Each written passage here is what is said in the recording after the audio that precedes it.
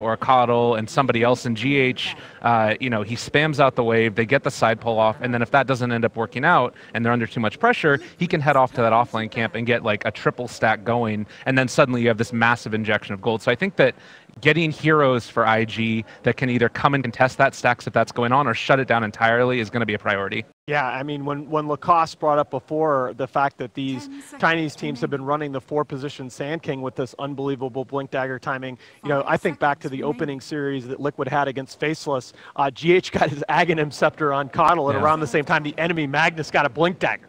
Right, this guy gets, of course, it was a little bit wonky build by Ice, who went for Helm of the Dominator on Magnus, but still, GH gets an incredibly consistent farm on that hero. It's definitely something you think about as a first phase ban. Something you mentioned, Gabe, about, you know, these two teams having played each other, obviously in Kiev, was a tight series. For Liquid, a sub-theme of revenge, I guess, a little bit. They feel that the third game got away from them. Maybe they didn't finish the game as well as they would have wanted to, but already, like, you know, if you look at the bans that those teams used against each other in that series, for Liquid pretty consistently, it was the Venge and the Riki.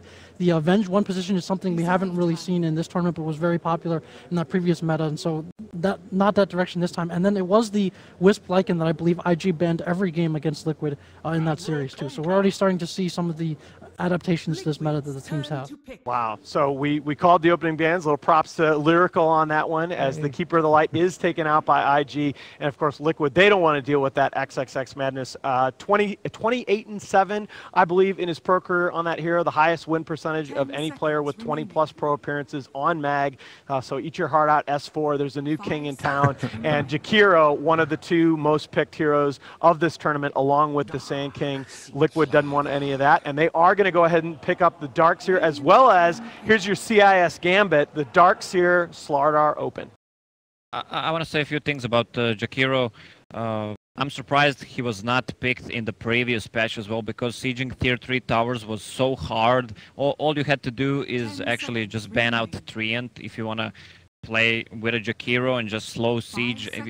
Before, in the previous patch, even if you had like 20, 30,000 gold lead, you couldn't finish the game. With the Jakiro, it could have been easier. The hero has been buffed throughout recent patches, pretty much every single patch, and I was surprised the hero was not picked before. Right now he receives some of the cast range buff on dual breath, but the hero has been same for quite some time. It's the meta, right? Like the trying to find something where he's actually able to stay relevant, and taking down towers gives you an advantage now because you can actually end the game. But yeah, the Darkseer and the Slardar here, it's that same type of thing where you can go aggressive dual lane now if you want with this, put the pressure onto IG and keep Bobaka home. He's not going to be able to roam as freely unless they pick a really strong laning hero for burning here, which might be what they try and do. Maybe a Jug does well against Darkseer, doesn't feel threatened about the combo. This could be the CM that they go for. The Kunkka CM was a really strong combination for finding kills around the map, and then you just pick other strong laning heroes to go with it. Something to look out for in the big picture from this draft for Liquid is there have been a couple games where they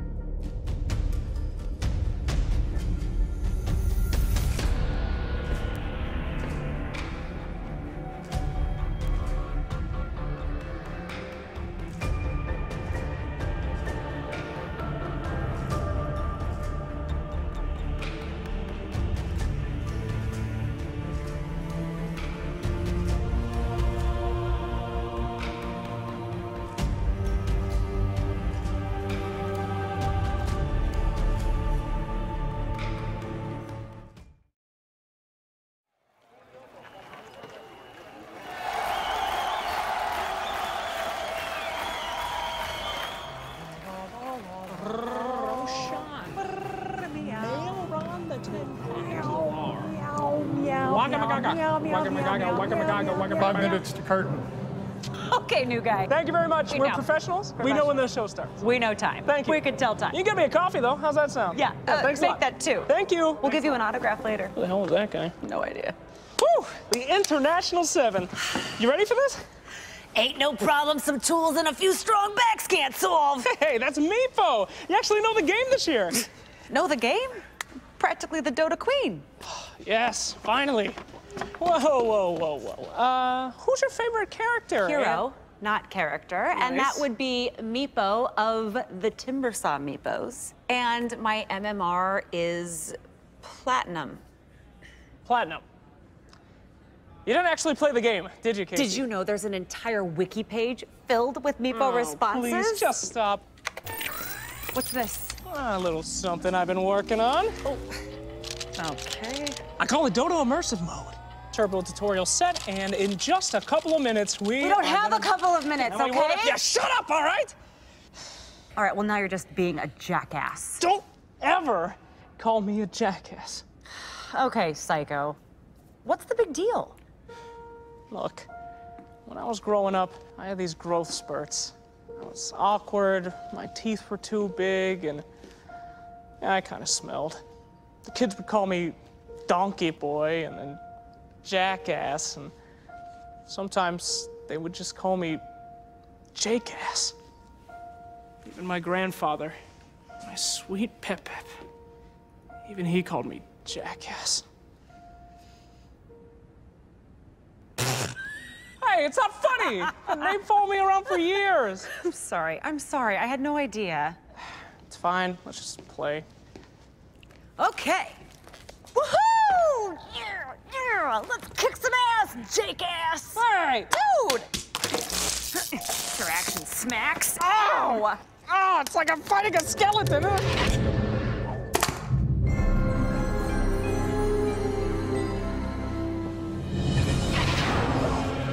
Whoa! I look awesome! And you? Well, I look awesome! This isn't right. What are you talking about?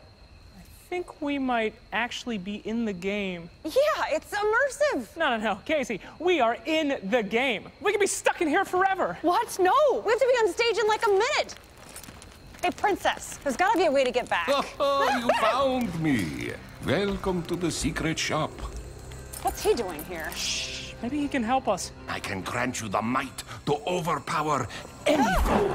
No thanks, we don't need that. We're just trying to get back to Key Arena, okay? Would you be swift? Yes, we need to be there like now. Would you be wise? Crap, he's trying to upsell us. Come closer and I will unlock your inner cunning. Okay, I'm getting really sick of this. Would you like a cracker? A cracker? Is he serious? Wait a minute. Maybe if we eat the cracker, it could teleport us back home. Like magic food? Like Alice in Wonderland? Or like Snow White, where she eats the apple and slips into a coma? Would you like a cracker? Sure. Yeah, one cracker each, please. Special for you.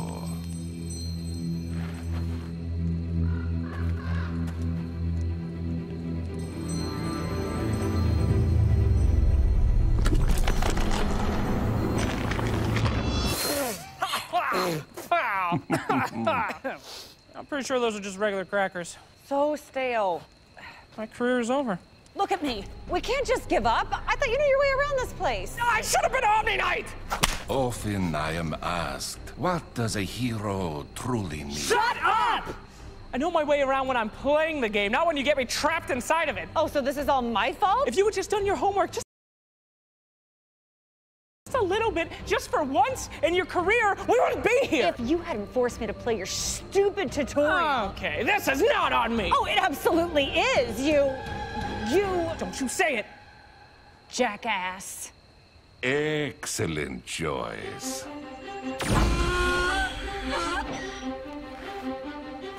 What the hell is that? It's a jackass. Wait, it's a courier. Maybe we can ride this guy back. All the way to Key Arena? You got a better idea? Would you like a cracker? Right. On the courier. Think we can both fit on this thing? Just get your ass on the ass. Thank you for your business. Pep, pep, away! To the key! Damn it, Casey!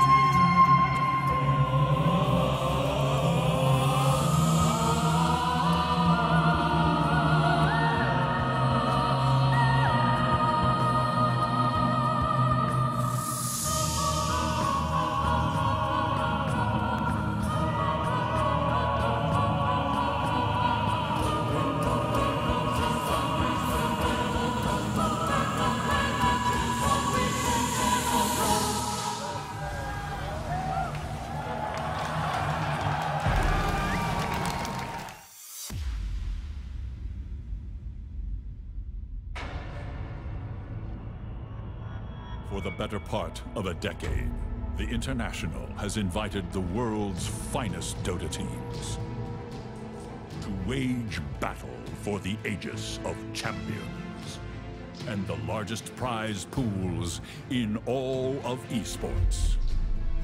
Fans from around the world have come together to celebrate this shared passion.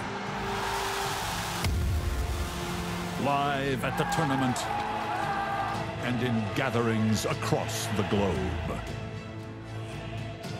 Now we assemble once more to honor the moments that define us and witness the genesis of things never seen before. Ours is a fire that burns the world over. The Aegis awaits in the heart of Seattle, but the international spirit resides in us all. For the first time, the Aegis stands undefended. 16 teams compete for ultimate glory. Only one can forge a new legend. Who will emerge victorious? The battle begins. Ladies and gentlemen, please give a warm welcome to the finest Dota teams in the world. Infamous!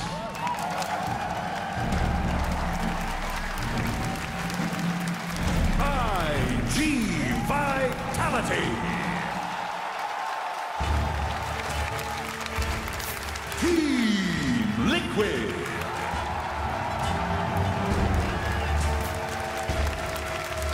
LGD Gaming!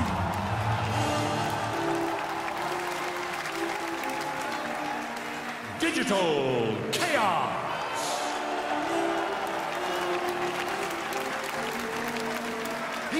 International 2012 champions, Invictus Gaming.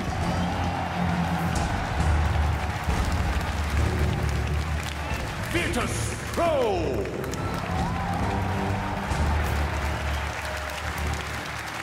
LGD Forever Young.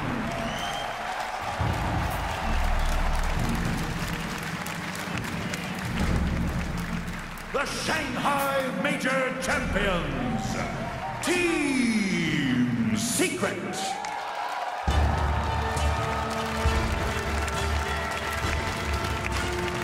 Execration.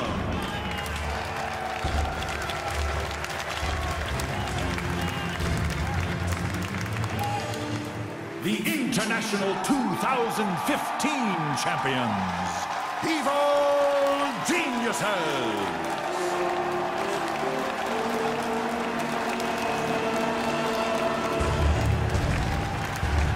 TNC Pro Team.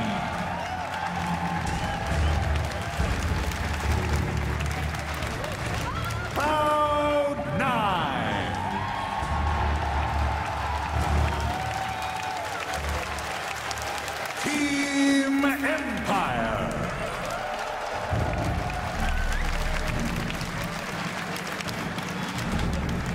The Frankfurt Major, Manila Major, Boston Major, and Kiev Major champions, OG.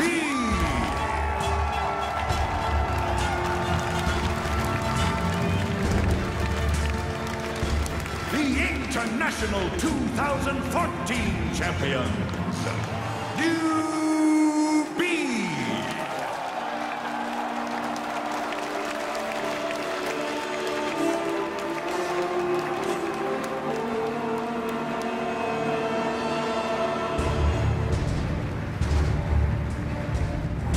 The date is August 7th, 2017, which marks day one of the main event of the International 7. This year, 16 teams still remain to fight for their share of the nearly $24 million prize pool, with for the first time, 8 figures for first place. $10 million goes to the winner, and of course, they get to call themselves this year's world champion. Not only has the prize pool increased from last year, but also the skill of players, as we're seeing not just individual skill improve, but also teams are developing innovative strategies thanks to patch 7.0. This is the first TI in which the talents will be showcasing themselves. And the real question is, have these teams prepared properly? Are they able to deal with the versatility and flexibility they provide? My name is Day9, and it is an honor and a privilege to be a host here at TI this year. And in order to bring to you all the information and education as to why all these players are so awesome, I have the most brilliant and handsome men in all of Dota joining me today. We got PPD, Merlini, and Ake. Gentlemen, good morning, welcome. PPD, how you feeling? I'm nervous, man. All those videos, I got goosebumps going. Right? Nerd bumps, right? That's what we call them? Yeah, because, I mean, it's so much calmer in rehearsal. Because, I mean, the auditorium's empty.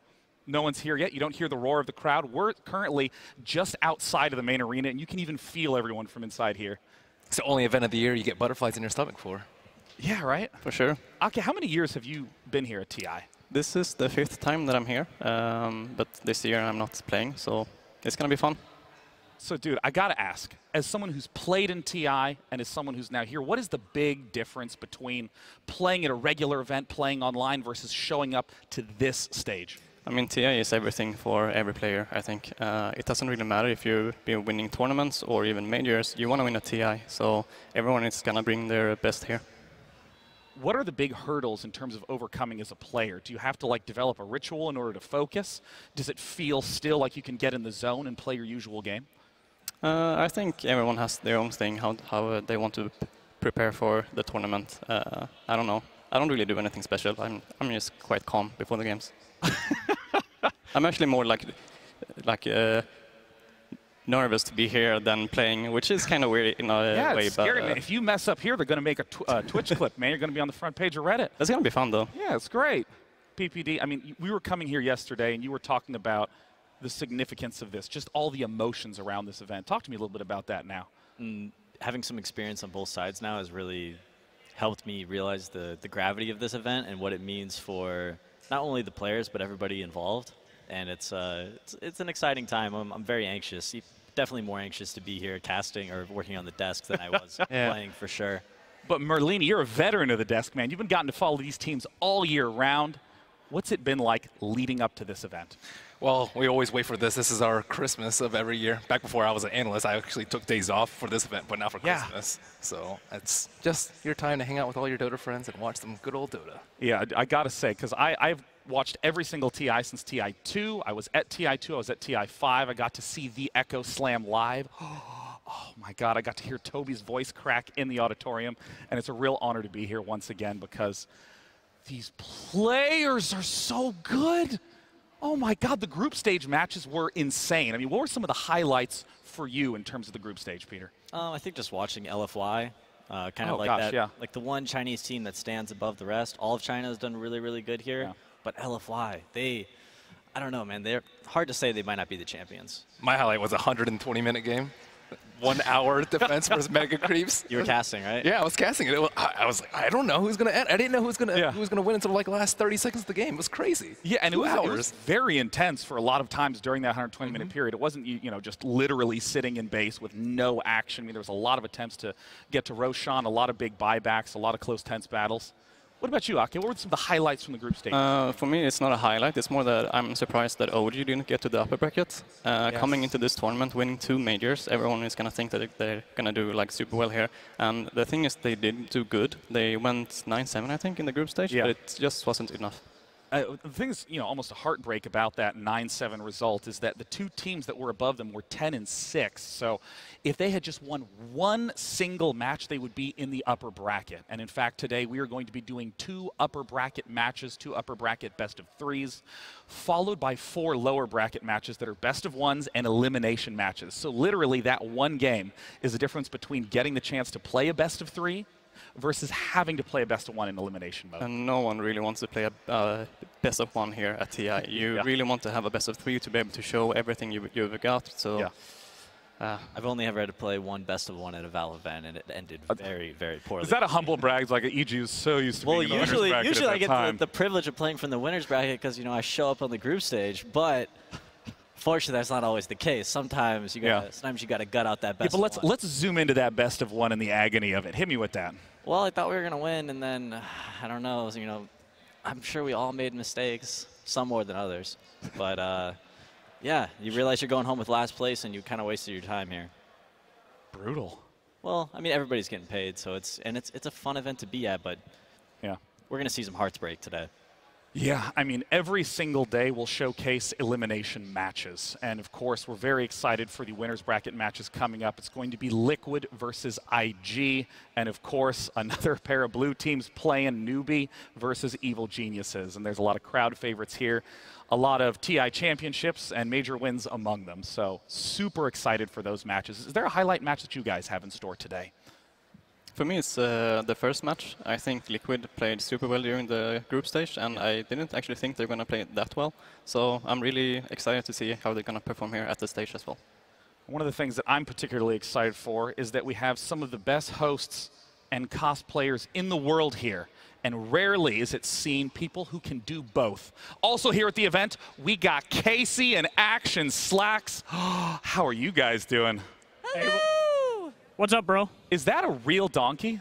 Heck yeah! This is Sweet Pep Pep, our magical courier that we rode in through the land of Dota. He's such a good boy, aren't you? He is a good boy. Yeah, Sweet Pep Pep, kiss daddy. Oh. Slacks has been very comfortable all morning. I just want to point that out. Oh, very comfortable. Yeah, it's very good. Me and Pep Pep go way back. Hey, let's talk to some fans. We got a whole line out here in front of TI right now. Everybody's trying to get in the building. This is the first game. You guys want to, anybody? Hey, get over here. What's up? Come over. Come on in. Come meet Sweet Pep Pep. Yes, come here. What's your name, sir? Right next to the hammer. Matt, what's up? What brings you to TI? What are you hoping to see? A lot of Dota. Oh, that's pretty good. Good job, Matt. Do you want to see maybe Sweet Pep Pep? Of course. Yes. Look at him. He's a natural. Are you a support player? He knew you pretty good. Yeah, usually. Pet the donkey on the net. What's your name, sir? Adam. And what team did you come to watch today? All of them, I'm hoping? I'm actually working, so. You're working? I'm working right there at Spin Bicycles. Get out of here, Adam. We're trying to get customers. Hey, be nice. I'll get you a pet sweet pep pep. What's the best part of the international? I don't know anything about this event. Okay, let me tell you something. This is about the best players in the entire world of Dota 2. Have you heard of Dota 2? No. Okay, well, we're going to teach you how to play. It's super easy. Okay. And you'll be here next year as a pro, I'm sure. Yes. Yes. I'm going to get that 24 million by myself, no teams. Yeah, that's it. Yeah, that's exactly how it works. Best of luck. Perfect. Thank you. Perfect. Welcome to the community, sir. Thank you. You know how we welcome people to the community? I don't want to. We hit them with Smash their him. hammers. Kill him, Casey. Sorry. Anyway. All right, well, things are pretty hot out here. The donkeys are ready. The couriers are ready to go. The secret shop is up. There's a big line, though, because this is the only guy that's actually delivering anything, so we'll get him to work. Don't worry, guys. All right, well, thanks for watching. Back to you guys. Thank you, Casey. Thank you, Slacks. And also for any of you who need a bicycle, there you go. Pleasure to have you all here. And of course, you know, I do want to say for any of you who are returning Dota fans who've seen TI before, welcome. And for any of you who are brand new here, welcome. We're so thrilled to have you here. And once again, it will be our responsibility here to help convey what is so interesting about these plays and drafts, to highlight how skilled these players are. And one of the things that's been truly remarkable to me in watching the group stage matches is how interesting drafting has become. Because typically, especially at low levels, you think in terms of the lane position. Who goes to the off lane? Who goes to the mid lane? Here are the heroes that fit into the mid lane. But I've been watching EG drafts, and after 4 picks, I'm like, 3 of those, I guess, go in the off lane, and one's a support. I mean, players are switching heroes into all sorts of weird positions. I mean, what's your read on this, PPD? With the introduction of talents this year, it's really opened up a lot of heroes to have more possibilities, more opportunities to support or to carry. So teams are really getting flexible on their lane setups, trying to give themselves the best early game advantage that they can. And I mean, what are some of the specific heroes that you think are able to be flexible in those ways? Oh, there's a ton. Earthshaker's like one of the most popular. Nyx Assassin with like the 80% win rate that we saw in the group stage. 80% win rate after 40 games picked, which is just an extraordinary percentage. Yeah, a lot of times teams are picking these versatile heroes with their first 2 picks and then deciding later in the draft if they need to shift them to support. Yeah. And Aki, I'm curious if you have some comments on some of the heroes that have really stood out to you as interesting or unusual in terms of their performance in the group stages. For me, it's Lich, because he hasn't been picked much throughout the whole year, but like now he's been picked a lot, and it's what Peter said, that it's a hero that can go on like any lane, so they don't really know if it's going to be mid or off lane or safe lane. So it's quite an open pick in a way, even though he's always support. Yeah. And Merlini, of course, you've gotten the opportunity to cast so many of these games, watch so many of these games of these teams throughout the year. Are there certain patterns that you've seen emerge just here that contrast with some of the previous majors? I would say a lot of it has developed since TI6 when wings were super flexible. I think you mentioned like Puck too, Puck Earthshaker, like these kind of heroes can go anywhere. Yeah. And I would thought wings would do really well in this patch because you can play anything anywhere. Yeah. But we have seen a lot of flexibility in the first 2 picks where they can really go anywhere. And I think DC did that a lot too during last year's TI, and it's kind of evolved from there. And it's been super interesting to see how this has played out in the group stages. For any of you who did not get the opportunity to see those, there were 18 teams placed into 2 groups of 9, and these were where we got the seedings for the final main event bracket today. In case you missed it, let's take a look at a recap of the group stages.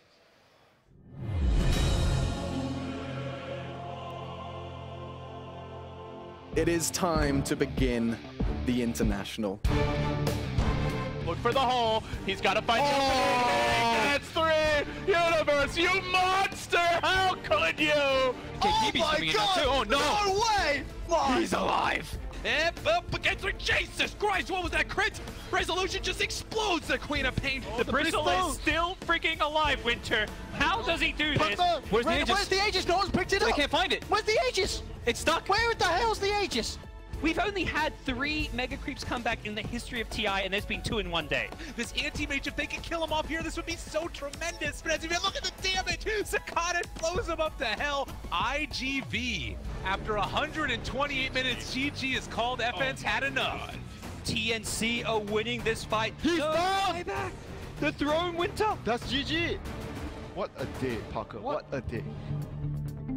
Ladies and gentlemen, we have lost our first 2 teams of TI. From Group B, you will see Hellraisers depart, and they'll be forced to watch from the stands. On the other side, we have Fnatic from Group A, who will not have a chance to play their favorite game in the key arena.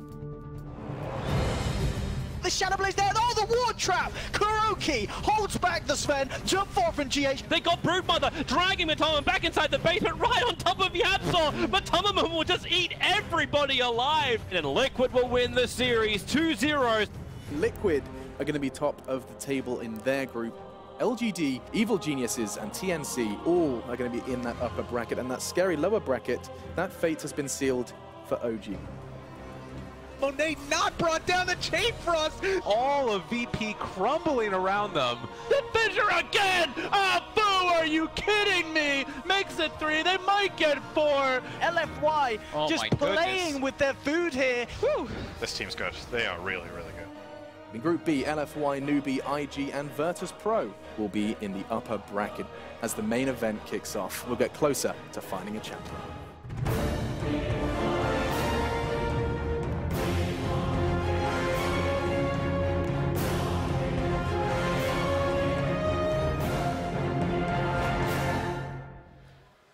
One of the big surprises from the group stages is how well LFY performed, going 14-2 for that first place position. And nothing else I say matters because the horn just sounded, which means our very first game of our very first match is about to happen. Exciting. Oh, finally. I know. Wait long enough, right? All these intro videos and fancy graphics. I know, you don't want to hear about my opinion of LFY. I'm a 3.1K player. It doesn't matter. Nothing I say matters, but the next group stage, or the next, the first main event match is going to happen. It's going to be Liquid versus IG. And before we even get into these teams, just quick thoughts on which one you think is the strongest. I think Liquid. They showed up really well in the group stage, and I really like their draft as well. They usually open up with 2 open picks, so I think they're going to have a good lineup every game. Well, we do have that lineup for Team Liquid. Let's take a look at who's playing for TL.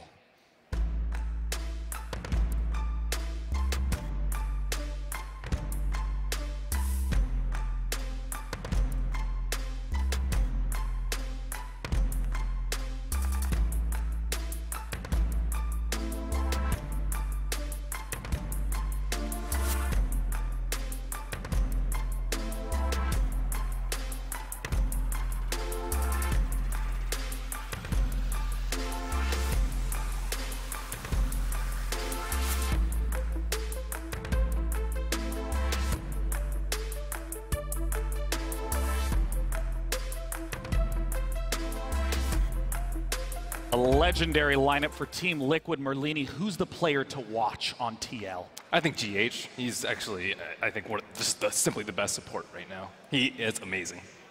Their opponents are, of course, going to be former TI champions. Let's take a look at IG.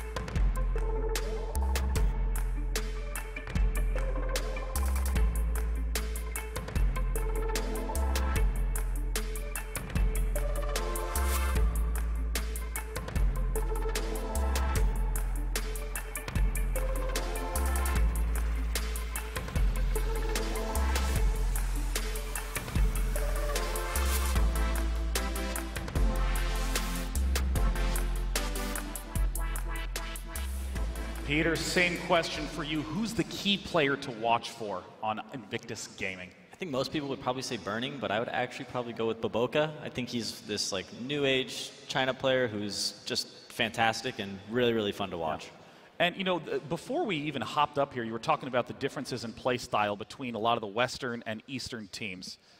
Share a little bit more of that with me. I think Eastern teams in general have just been playing much better as a unit. As a team, you know, they win or lose, they all look good, they all look bad, whereas the Western teams have really kind of focused their lineups around one particular star. Liquid, we have Miracle. On EG, we have Sumail. Yeah. Even Newbee, like one of the teams that isn't really similar to all the other Eastern teams, SEC. Yeah. I mean, I remember that in watching Team Liquid, they would always seem to build around Miracle or Matumba Man, but I mean, a lot of the Chinese teams, particularly LFY, IG, are doing this Masses 5 play as a team style. I mean, you got the chance to look at some of these games, Merlini. What were the highlights for you in terms of the play from IG?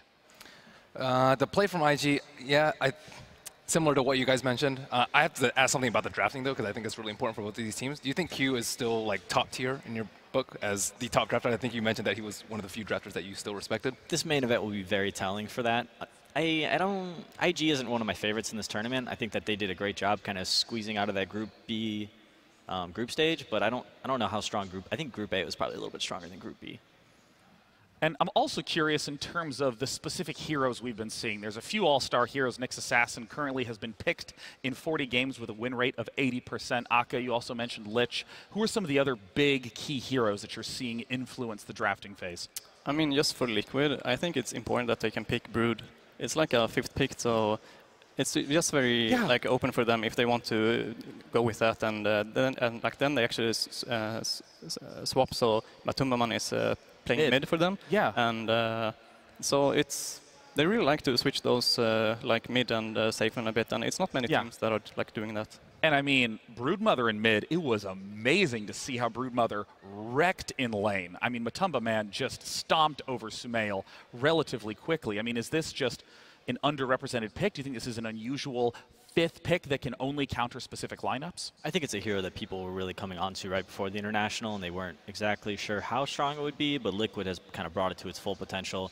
They've done this, they've managed to play this amazing kind of split push style, a lot of mind control Furion, GH Wisp, GH Caudle.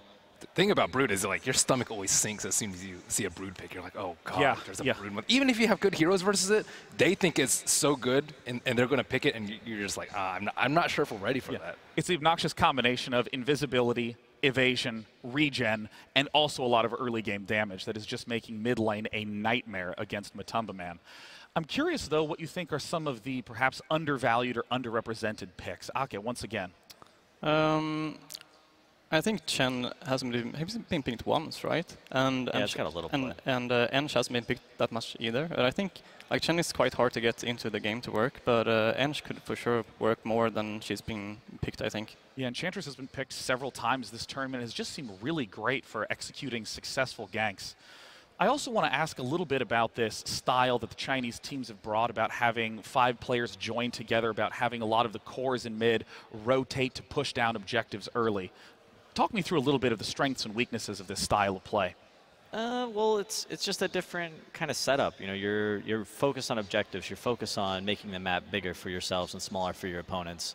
And every tower that you take is a step towards that. And it can make the game very direct. It gives you, a very clear kind of opportunity. Hey, we need to do this, this, and that, and we can win this game. And a lot of times that's not, your path to victory isn't always so clear. Yeah. And we've talked a little bit about the successful routes in order to get there, but since the players are still getting set up, I have to ask, it's very important to me, what are just the worst heroes? What heroes you just are so upset that people are picking right now, Ake? We were talking about this yesterday. I can't remember. I said Troll. Yeah. I'm not a fan of Troll Warlord. I know IG plays it. I don't know. I actually think Troll is quite good. But that's why? just me. Because he's quite strong in the lane. He has a lot of armor. He has an ultimate that is global, so he can enable other heroes, like maybe Void on the offlane, to make it so he can make sure that Void can get a solo kill. Sure. And then he actually has this Roche potential to be able to kill Roche. Yeah, I mean, part of the reason why I'm asking about what are these strong heroes, what are these weak heroes, is that, if you look at Troll Warlord, you can describe what Troll Warlord does, but are there heroes who are better? It's always interesting to me to, as a relatively weak player, see how the evaluation process works. Like, you talk about, you don't like Troll Warlord. Who would you pick in his place? I kind of like Drow, like something that can force objectives and hit buildings. Yeah. Drow, Shadow Fiend's kind of on the down. In that sense, I think Troll could be bad because he's quite all over the place. He's a bit of everything, but he's not really good at one thing. So in that sense, maybe Drow is better if you want to BKB. Yeah, I think having to get BKB is the worst thing about him. And even with BKB, we have heroes like Earthshaker and Nyx who will just jump you instantly and kill you before anything happens. Yeah, Merlini, what in your eyes are some of the big hero plays that you have been seeing throughout the group stages? Hero-wise? Oh, yeah. I think Ancient Apparition is going to see a lot more play. Yeah. We've seen a lot of Doom, and I think AA does very well versus Doom, and Doom has just been all the rage because LFY and LGD have been picking them constantly. Yeah. And I also want to ask about the big all-stars in terms of the most picked heroes. Right now, Puck, Bat Rider, Night Stalker, and Nyx Assassin have all been picked or banned in 80% of games. And so these tend to be the defining heroes in terms of that early stage. Also, we've been seeing a lot of Bat Rider, a lot of Sven. And I'm wondering if you can talk to me a little bit about Puck specifically. About what is it about Puck that is making Puck such an important pick, even early picks for a lot of these teams? Puck was popularized a lot by EG. They picked it first, and then they often run it into 3 or the 2 position. And what I think was most important about it is that they could sneak in a Drow 4th or 5th pick and just end the game really, really quickly in case teams weren't prepared for it. They've also played, Crit has played it as a 5 as well. Oh, really? The Puck really? Yeah. Because they'll first to it because they like it so much, and then it's like, oh, they pick a bunch of heroes that are good versus Puck. He's been playing Crit, you can play it now. Sumail's like, I don't want to play Puck this game. I'm actually surprised that they put Bat on support, but it has been working a couple of games, right? But it went disastrously in a few games too. Yeah, I'm not a big fan of Bat first pick because like give it to your 5 position and he just what does he do? Now he's just like this hero that doesn't really have a place in the game. It's also been interesting to see Sand King getting picked quite a lot, and of course he tends to be a very common, safe pick. You know, you've mentioned that he's got a stun, he has pretty good wave clear, he can participate well in team fights, but it was close to a 30% win rate over the first 3 days of group stages, and has only just recently risen up close to 40%. And I'm wondering if you can talk to me a little bit about the Sand King man. Well, I'm not a big fan of stat numbers, just because maybe bad teams just pick Sand King. But a lot of these heroes that are really popular and getting a lot of play is because they have options. They're very safe first 2 picks, which means they're going to get picked in a lot of games, and you can slot them into support, off lane, like Shaker. We see him even in mid. Sand King, he fills less roles, and I think he's just a little underwhelming compared to other guys. And of course, I want to get one more comment from you, Ake, because you see that countdown. There is 30 more seconds left until this first game pops in. What do you think is going to be the most important key to winning this match? I think IG has to ban Wisp and Coddle because GH is just a beast on those 2 heroes, and that actually opens up the draft a lot for Liquid because they probably know that they're going to ban these 2 heroes, and if they don't ban them, they're going to pick it. So. Yeah, I mean, I especially know the Wisp ban against Team Liquid is something that has come up time and time again because of the skill of GH. And with just a few seconds left remaining, it is my absolute pleasure to let you know that Team Liquid versus IG is about to be underway. This is a match that I've been excited for since just seeing them slowly climb up in the group stages, imagining if they would wind up fighting together first round. Team Liquid versus Invictus Gaming. Game 1. And the draft will be beginning now. Of course, Kuroki, legendary.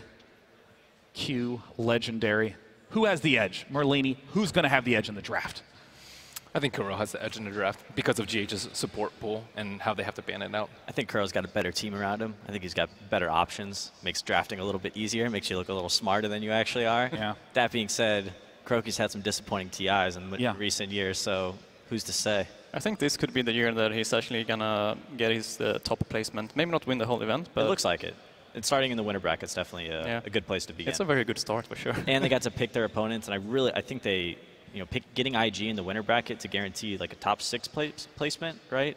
That's pretty opportune. I would. Would either of you guys change any of the pickings if you were any of the teams? No. No, I don't think so. I think the first place team definitely picked the weaker of the 2. What about the 5th place teams? What about lower bracket? What about them? Oh, was it Infamous versus Empire? Infamous is versus OG. I know. Would you pick Infamous or Empire if you were OG? I was just curious about that. I think everybody kind of picked the right guy. Okay. Picked the right guy. We'll see. We'll see if there's upsets and we can do some Captain Hindsight kind of thing. We actually see here that Invictus Gaming isn't banning the Coddle, so maybe Liquid is just like waiting with it, or they want to get something other, like another hero first, because they have been picking Coddle a lot before, but... Yeah, Coddle left open. We saw the first pick Tusk, and no Night Stalker in preparation perhaps for that Coddle. Especially now Coddle is not as good. Yeah, maybe that's the idea is, I don't know, Lycan as well. So, I mean, at this point, I do want to ask a little bit about Lycan, because he has been an extremely regular pick, especially in carry. What's making Lycan strong these days? Howl helps their entire team is a better Chen heal. It's ridiculous. That's insane. I think he heals for like 20,000 a game, usually. Hal's great. Lycan also one of these heroes that provides you a lot of vision on the map with the invisible wolves that can scout around. Night Stalker as well, reducing the vision of Team Liquid. So IG's got a huge advantage in the vision department, and also they can force objectives and push buildings and not have to worry about slow is one of the great things. We've also seen like more heroes actually build the book on Lycan, and that wasn't as popular before, but it fell out of favor. Lycan started going for armlets and earlier BKBs and bashers, and he seemed much more like a right-click hero before. Yep, and we kind of see the reintroduction of heroes with summons this event. A lot of Brood Mother. We've even seen some Lone Druid, Lycan, Furion's really popular, and I really, really do like Lycan actually versus Visage, because Visage is just this hero that kind of stands in there and tries to fight, and he wants to like slow people and kite them with the birds and his grave chill, but Lycan doesn't care about that. What do you think the reasoning is for picking the Visage over a better Lycan counter? I think Visage can be pretty solid, like building siege. You can push buildings. You can fight early. You can group up and kind of force IG to deal with him.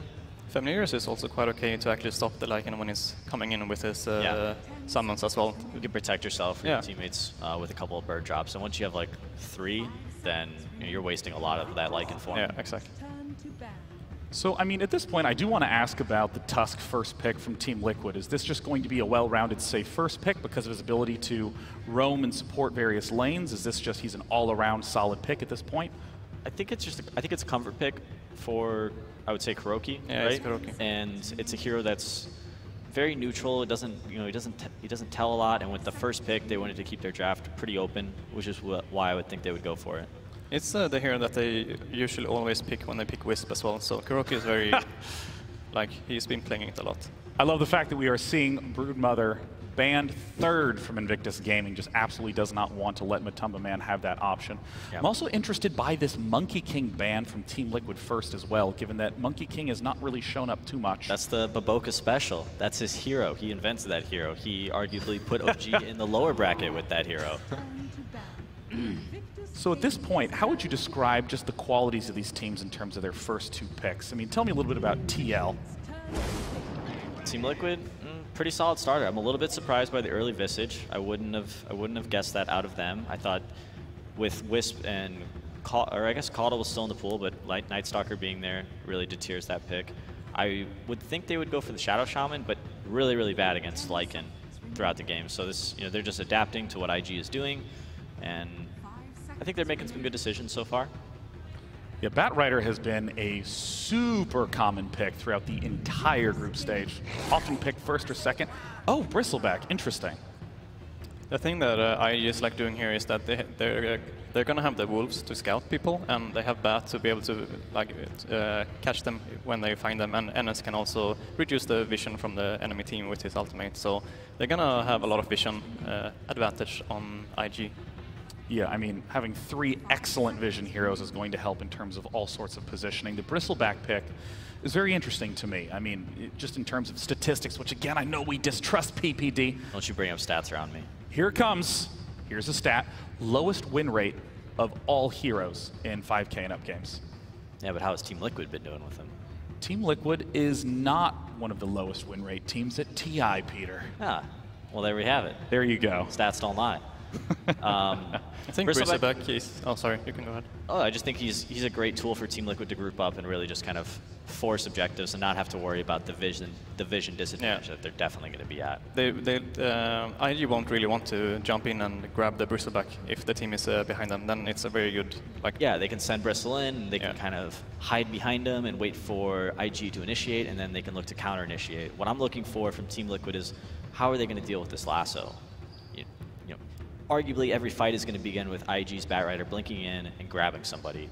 All the vision in the world to hopefully get a good selection. And problem here is that they also pick their 2 support heroes, so they can't really fill in an Oracle or Venge or any other hero that can stop Visage it. could be core. Visage could be core, yeah. It could be. Yeah. Could be. I mean, Kunkka has been a very popular pick against Batrider to try to X your heroes back.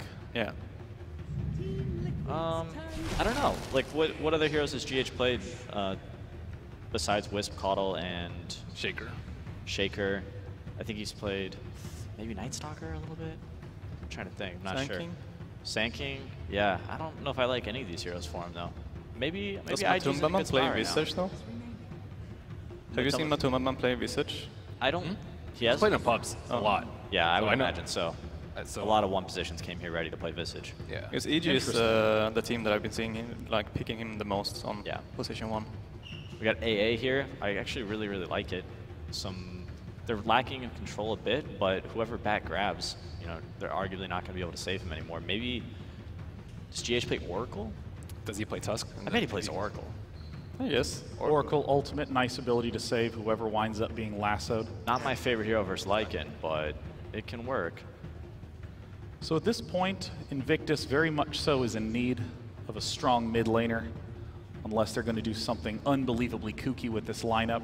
AA mid. Do they even have enough damage to kill the Bristle? Can you just build Hood and just kind of walk at them? Yeah, actually, what would you highlight as like the biggest weakness of each team that you're seeing with these given picks, Merlini? Well, I don't think Team Liquid have any way to really stop them from initiating. There's like no way that Night Stalker, Lycan, and Bat aren't going to be able to get the jump on this team. Like Tusk and Visage aren't very, like these heroes aren't very good at protecting their supports. Like you can stand in front, but you can't actually do anything about it. And how would Team Liquid want to try to overcome that in their last 2 picks? I think have a really strong team fight, like like get a pipe and kind of dare them to go on you, where they might not have enough damage, and then you just get counter-initiated and destroyed. Now they actually have a way to stop the lasso if Weaver gets Arcs, but it's probably gonna be a position 1 Weaver, so Arcs is not the first item that he's gonna buy. Yeah, I would guess the Visage is probably slotting in for GH as the support, and Weaver is a hero that naturally builds Lincolns. That's something that I really like against Batrider. Kind of shuts down and limits everything that he can do. Also, Weaver can pretty much solo in a 1v1 matchup versus Batrider in the early game because of Shikuchi allowing him to move at max movement speed. And it's very easy to like remove all the stickies, and you have infinite mana to spam when you purchase a magic stick. That's actually a really great point. The fact that picking a hero that can easily buy a Lincoln's in order to respond to the Batrider. Yeah, ideally against Batrider, you want almost all your cores to be able to have access to that item, or someone to save them in case they do get lassoed. They could still get Dro on Liquid, right? And put Weaver offlane and Bristle mid. Dro? They could do Dro. People have kind of liked Lycan against Dro, but everything else is not great against Drow. And IG's, I think that what they're really lacking is team fight, and they can be really susceptible to Team Liquid grouping up and pushing down a lane. But they do have the last pick, which will be a very powerful mid hero, I would guess, that they think can win them the game. Yeah, I mean, there's already hints that Invictus Gaming is setting up for that, banning Ember Spirit, which is one of Miracle's strongest heroes. Seeing him go 20-1 in games in group stages was really remarkable. And a ban on Templar Assassin, and the instant pick Invoker for Miracle. A signature strong mid. I don't know. I'm kind of liking where IG's at right now. They got Lycan, he can build a BKB. Night Stalker can silence up the Invoker. Invoker and Weaver will both probably have Lincoln Spheres by the end of the game to help manage themselves against Batrider, but they really don't have a great counter for Lasso. Any of these, Bristleback, he might be fine if you get Lassoed, but with the right amount of focus and AA there, they could put him down. And Alchemist. Big bad Alchemist. That is what an interesting pick. It's a lot of damage. No team fight. I would really worry about Liquid grouping up and pushing down a lane. Yeah. So in terms of these lineups, what's going to be the path to winning for Invictus? Liquid needs to group up and not worry about the split push. Just push with your heroes down a lane together. Well, I have great news, ladies and gentlemen. Game 1 is underway. It's done for us at the analyst desk. Let's head down to the casters for the action. Ladies and gentlemen, we are live here from the floor of Key Arena, getting ready for a matchup of 2 old Dota organizations, but Lumi, they've got some fresh faces. Liquid, they've delivered spectacular moments at the old Benaroya Hall. Of course, IG, is a former TI championship team. None of these players were there for that, but they have a legacy to uphold. Coming in, I think most viewed them as underdogs. Do you share that sentiment? For IG, for sure. I think they're the team that they won DAC as a major tournament, and since then they've been slumping. And I think PPD used the correct term when he said they squeaked into the winner bracket. They were just 1 win higher than VP. And honestly, they got chosen by the top-seeded team, Team Liquid, being viewed as the underdog. Yeah, there was that great reaction shot of No Tail, where they thought they would have a shot at tiebreakers. Didn't end up being the case, so of course OG, they'll have the tough road through the lower bracket, but They've done it before. And with that, the teams enter the field of battle. So I want to talk about this Alchemist pick. Alchemist, a virtually forgotten hero. He was only picked 7 times in the group stage, and he actually had a pretty good win rate, 57%, but very small sample size, and certainly a hero that you're not going to pick early in a draft. In terms of the playstyle, I think Alchemist provides a lot against Team Liquid. Team Liquid likes to group up and push as a lineup, and you throw down that acid spray, well, the push is going to get weakened. It's a lot easier to defend. And also, having an Alchemist on your team just gives them the impending clock. You know, if you don't beat me in 20, 25 minutes, Alchemist will take over a game. And we'll see if IG will have that game plan working out for them. But as the panel pointed out, I think they were favoring IG's draft, and I think you and I also favor IG's draft. Yeah, I'm curious to see how the Alchemist fits into it exactly. Obviously, this hero is very annoying if he gets farmed. So what will the build be? Are we going to see that, you know, the traditional nowadays Radiance build? Do we see that old school super combat build? I think Sumail went for it one time on EG. You know, how do they look to play around this Alchemist? That really will be the big question that defines the overall way the teams match up. Yeah. My initial guess is you go for the armlet, you go for the Radiance, and you just stack armor. Because look at the other side, you got the Exort Invoker that's going to be dishing out a ton of physical damage. You got the Visage Birds, you got the Weaver, you got Bristleback. All of this is physical damage, so it would not surprise me if you see Shiva's Guard and Assault Carriers coming out here from Alchemist, or just from the entirety of EG. Yeah, for me, looking at Team Liquid as we talk about the way they're going to match up, GH is probably the player that I have my eyes on most. He only played, I believe it was 6 heroes in the group stage, and the vast majority of them were either Earthshaker or IO. So yeah, the Keeper of the Light was usually banned. They didn't want to go for it this game. Oftentimes it's Kuroki who takes up the Visage, but of course his Tusk is fantastic. So GH, curious to see how he can contribute as a hero that we haven't seen much of him at this event. Honestly, I don't think he will be able to contribute too much this game because he's played as a 5 in this game. Look at Kuroki, he's essentially roaming, playing as a 4. And as a result, Visage is also a hero that it takes a while to come online. You know, he needs at level 6 to be active over the map. So I think the superstar that the panel is looking for in the form of GH, I don't think he's going to show up, at least not for the first 10 minutes. Maybe Kuroki gave him a few pointers as he makes his move on mid here. So we are going to see some early 2v2 action, skirmish in the mid lane. Otherwise, looking at the overall drafts and strategies as we have a bit of back and forth here, how do you feel the two teams match up? On the side of Liquid, you've got that Miracle Invoker, which single-handedly has won countless games that looked almost unwinnable. Is that what Liquid is relying on this game? How does IG look to play against that? And what are the team's overall game plans moving forward? Well, when Miracle goes off, it's generally because his team is setting him up for Sunstrike kills. What are the Sunstrike set up in this game? You got Ice Shards, you got Snowball, and perhaps the familiar stuns. None of these are super reliable, so I think Miracle just needs to outscale his opponent and land raw Sunstrikes, which can be extremely difficult against great players. And early on, 3 CS. He is not having a great time now. Generally, Invoker reps up a lot, right? As you get extra points in Exort, you get your levels, it gets a little bit easier to CS, but this Alchemist is really taking it to him early. OP dominating this mid lane. For sure, and his allies are doing an excellent job stacking the jungle, getting a couple of denies in here, which is critical against the Alchemist, but you're absolutely right. I think OP just handling it to him. Oh, they're hanging on every creep last hit right now. The bounty runes are going to spawn. We'll see that illusion picked up by Baboka. Of course, this isn't Monkey King, probably the hero that he made his, staked his name on, but I think Night Stalker fits that mold as they're going to make a move on mind control, trying to force him off this bottom lane. Obviously, Bristleback was the beast of Dota for the last 3-4 months, but do you feel like he's still the same hero he used to be? Have teams gotten better figuring him out? Have the nerfs finally caught up?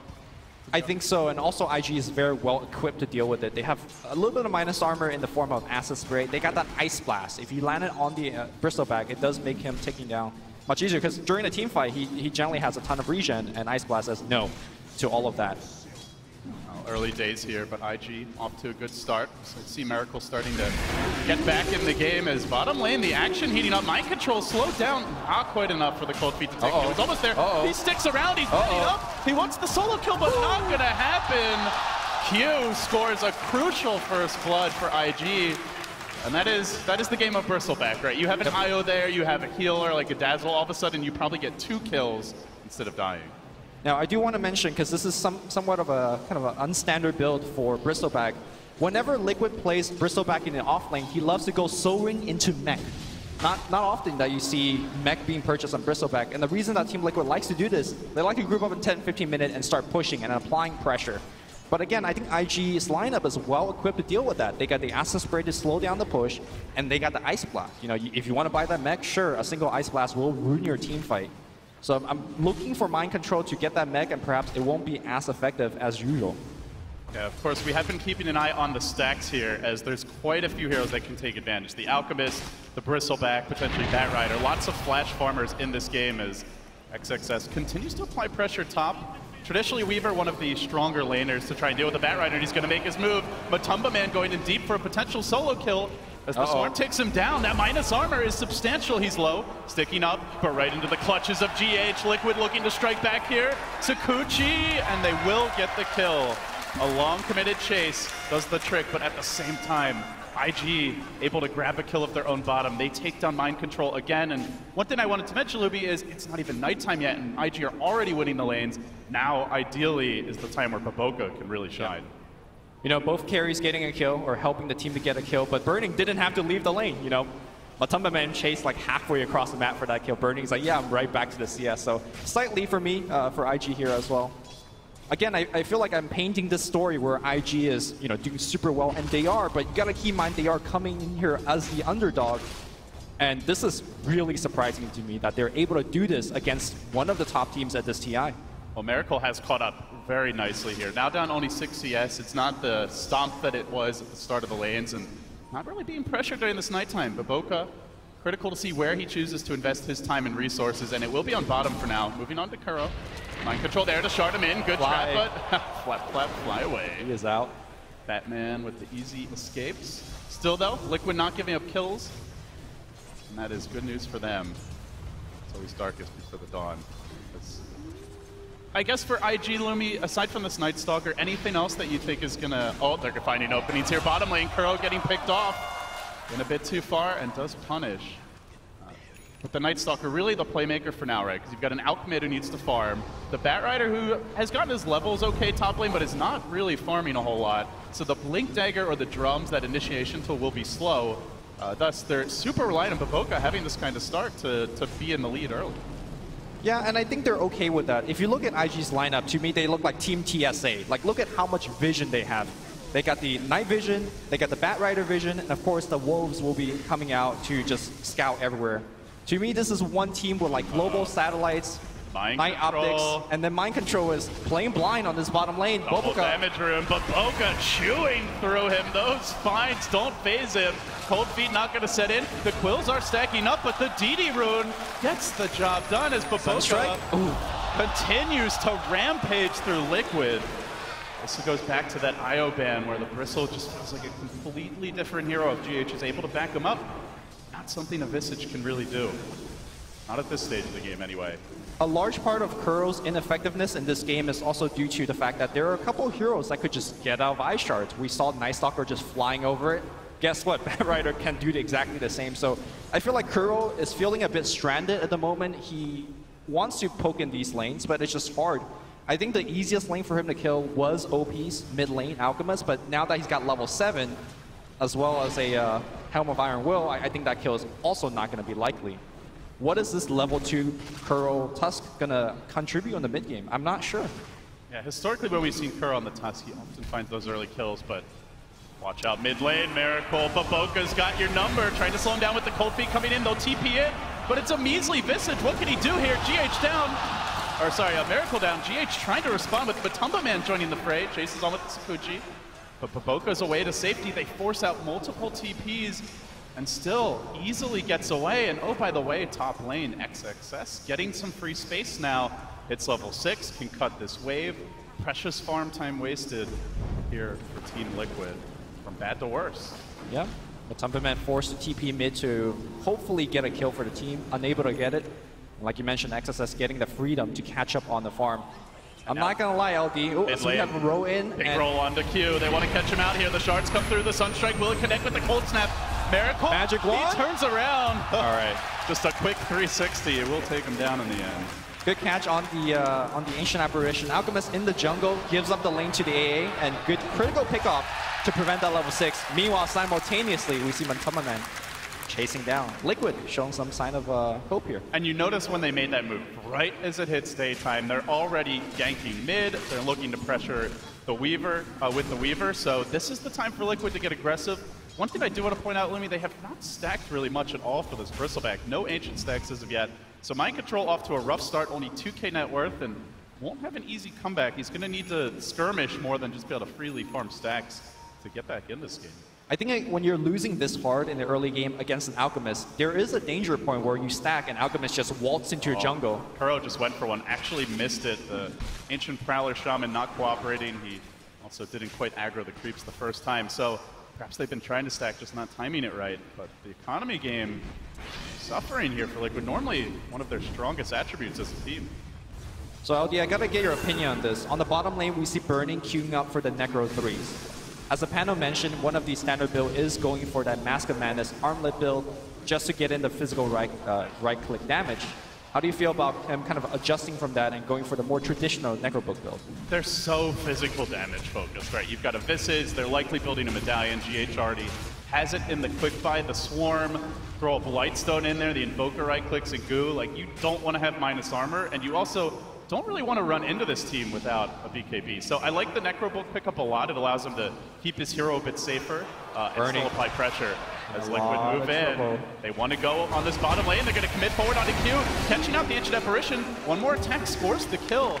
A very successful daytime here for Liquid, and all the while, Miracle trying to play catch up in the mid lane, but this Alchemist is far ahead. 7k net worth, almost halfway to the Relic as XXS gives GH pursuit.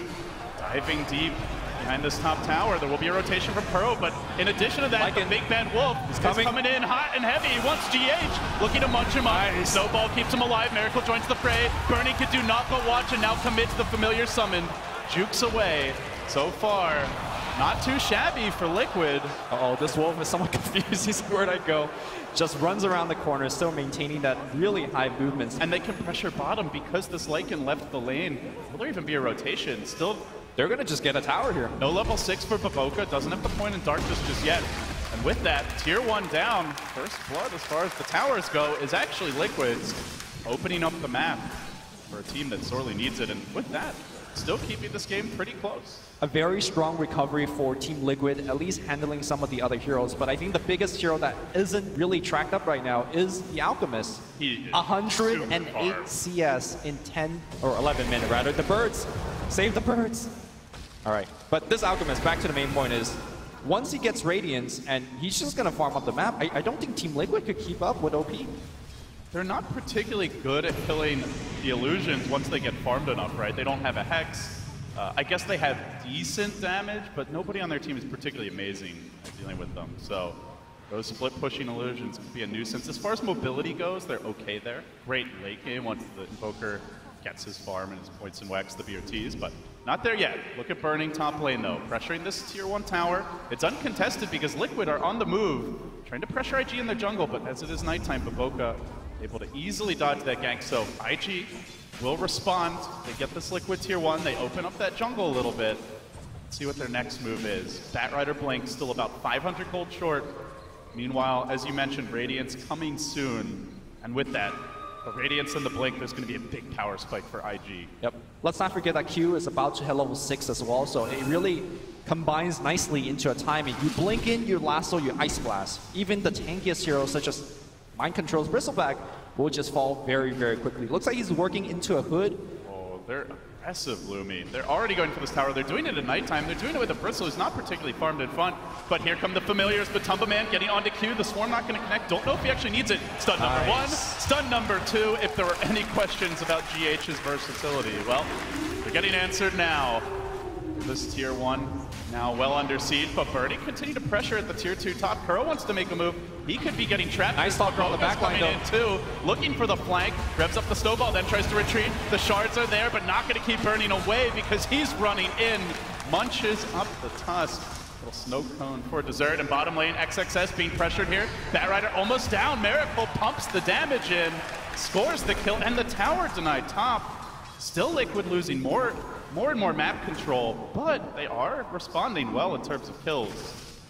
They are, but I think the map control will be a big factor moving into this mid-game. Again, Team Liquid is a lineup that lacks vision to begin with, as we do watch that Bat Rider kill open things up with a cold snap into a meteor.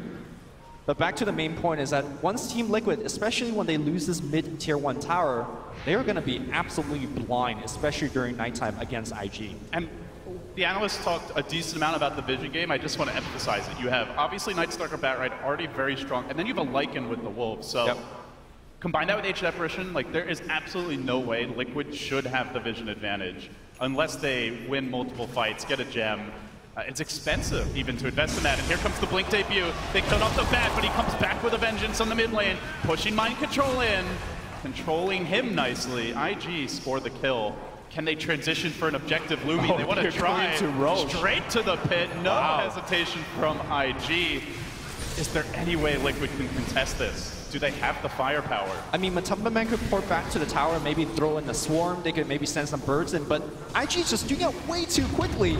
They will take down the big Rockman and claim the agent. Fighting into this is so hard, right? The Radiance is up. That miss chance is going to be absolutely huge against all this physical damage. So Liquid just don't want to risk it in a 4v5. I do want to point out one tiny thing in the gank that we just saw. We saw the lasso coming out, and Boboka cast a silence on the Tusk. And the idea behind that is he wants to prevent the snowball save. So we're going to keep looking out for that in these upcoming team fights. The Nightstalker will try to shut down the Tusk, and then the Bat Rider will get to do his thing. It really is the only reset that Liquid have, right? Barring and it's a very unreliable one. Yeah, barring a very farmed Invoker, but likely he's going to be the target for those lassos. You don't have Avenge, you don't have the GH. You know, Earthshaker or IO, both of which are fantastic defensively. In particular for interrupting that chain of initiation. As the move happens in the top lane, they look for Mind Control, trying to deal with him, and he will be shut down again. That is death number 5 for the Bristleback. He is just not a factor this game. It's always a bad sign for your team when you're dying to a Bat Rider who's not even ganking you with Flaming Lasso. That means you go back to the base, he gets mana, and he can smoke up and gank you again. I feel like IG is winning this game so hard that Team Liquid needs to do something amazing to make a comeback. They have good wards here. They might be able to set up something on Burning if he sticks around, but you can see the Wolves marching in, scouting out Liquid, and so all of a sudden it's IG who could potentially get the jump here. Lasso available, XXS coming back and Burning, juking away to the north, dodging the gank, and I mean, we've talked about the vision, we're going to continue to do so. GH gets stunned up here in the woods, but nice familiar micro. Gets him back safely from OP, who is fearing rather fearless. Lumi with that Aegis picked up and the Radiance. Just these Wolves constantly following Liquid. He's been using them to farm. It's just purely about getting the jump and trying to find pickoffs. IG going for a smoke gank. They have the vision right on this ramp. They can go for the GH for the quick kill if they want. I think they're seeking for a bigger kill. They see Miracle. This is the hero that needs to farm. He can't afford to die, but he's at the neutrals. And Miracle trapped down. No mercy from the Vigilante Bat. He'll take him down again. And this Wood is just seeing so much. Curl now is detected. He's only level 5. His raindrop is not going to save him as he's being burned off. Okay, nice snowball here. Alchemist is going to stun himself, but there's just way too many heroes. Curl will also go down. 5K network lead here, 17 minutes in. And just for a second, take a look at that network bar in Alchemist. It is ginormous. And IG making the right calls here. They get the kills and then they transition straight into a tier 1 tower. They want to further eviscerate Liquid's ability to get out on the map. So now only the tier 1 mid left standing as far as those outer structures go, and they get the jump here. You can see like when that happens, Liquid just, they don't really ever reply. They're constantly getting caught off guard, especially when it's nighttime. It will now be day. They'll maybe have a little breathing room, but I mean, Lumi, does Liquid have to change something? Can they afford to like give up these kills, just try to farm, turtle up for late game? Do they have to take some risks of their own? Is there an item they're waiting for? Like, what sort of adjustments do you want to see out of Liquid? I think they just have to keep taking risks. They are so far behind, and they have a lineup that needs a ton of items to operate. You know, Miracle Invoker takes a while to get online. I think the adjustment is going for those Lincoln Spheres that the panel has mentioned. Miracle is going for it right now. Weaver, I think, needs to go for one as well. You just need to make sure that you're surviving against these Bat Rider lassos. Miracle, though, Sunstrike kill, I believe, in the base. Yeah, almost killed one off Matumbaman solo and catches Baboka on the TP out. Sick play, and now looking for OP. He does have Aegis here. They'll have to kill him twice or get out, and they do. Kill him once, look for more. Mind Control joining the fray, but has to be careful. Look for the Familiar Sun's trying to lock OP down, but the Ice Blast is there. Connecting on 2, blast him back in with the Flame Break. XXS, oh, OP, he even finds the Tumba. Ends the killing spree, but the combo comes through. Miracle roasting up the Wolf and donning his hide as a prize. 3 do fall for Liquid, but they get the Aegis. They do manage to kill off the Lycan. They keep their Invoker alive, so again, not the greatest fights for Liquid, but definitely could be worse. I think it looked pretty good for Team Liquid at the beginning, but as soon as they took down the Aegis, I think they just needed to get back. Even with the Invoker coming in, they ultimately don't have enough firepower to take down OP a second time. And speaking of OP, he is BOTs, he's working on the Manta style, and that split push that you keep referring to is coming, and it's coming very fast. What is the answer for the split push? I have no clue. I mean, Invoker could help with Forge Spirits.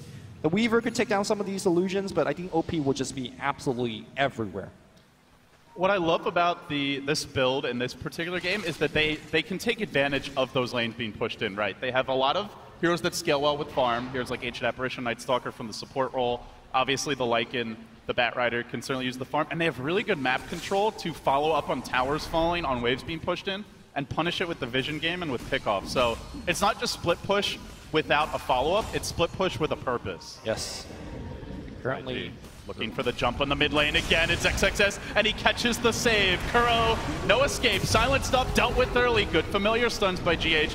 But still, the chase is on. Can they follow this up with another tower? They look for more. Hounding GH from the side. XXS blinks in. The swarm descends, and IG keep the ball rolling. Multiple kills at nighttime. More towers claimed.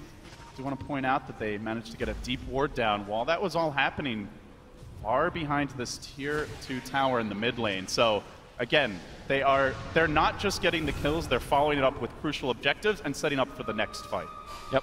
All the meanwhile, their economy game is going strong. Boboka is constantly providing vision. Speaking of which, Matumba Man thinks he's safe, thinks he's farming, and the gank is coming. Well, you wanted a Lincoln Sphere for him. The lasso is still cooling down. Okay, so they need to get up the silence or time lapse out, but it's on cooldown. Flame break back in with the silence coming through. The cold feet, Ice Blast.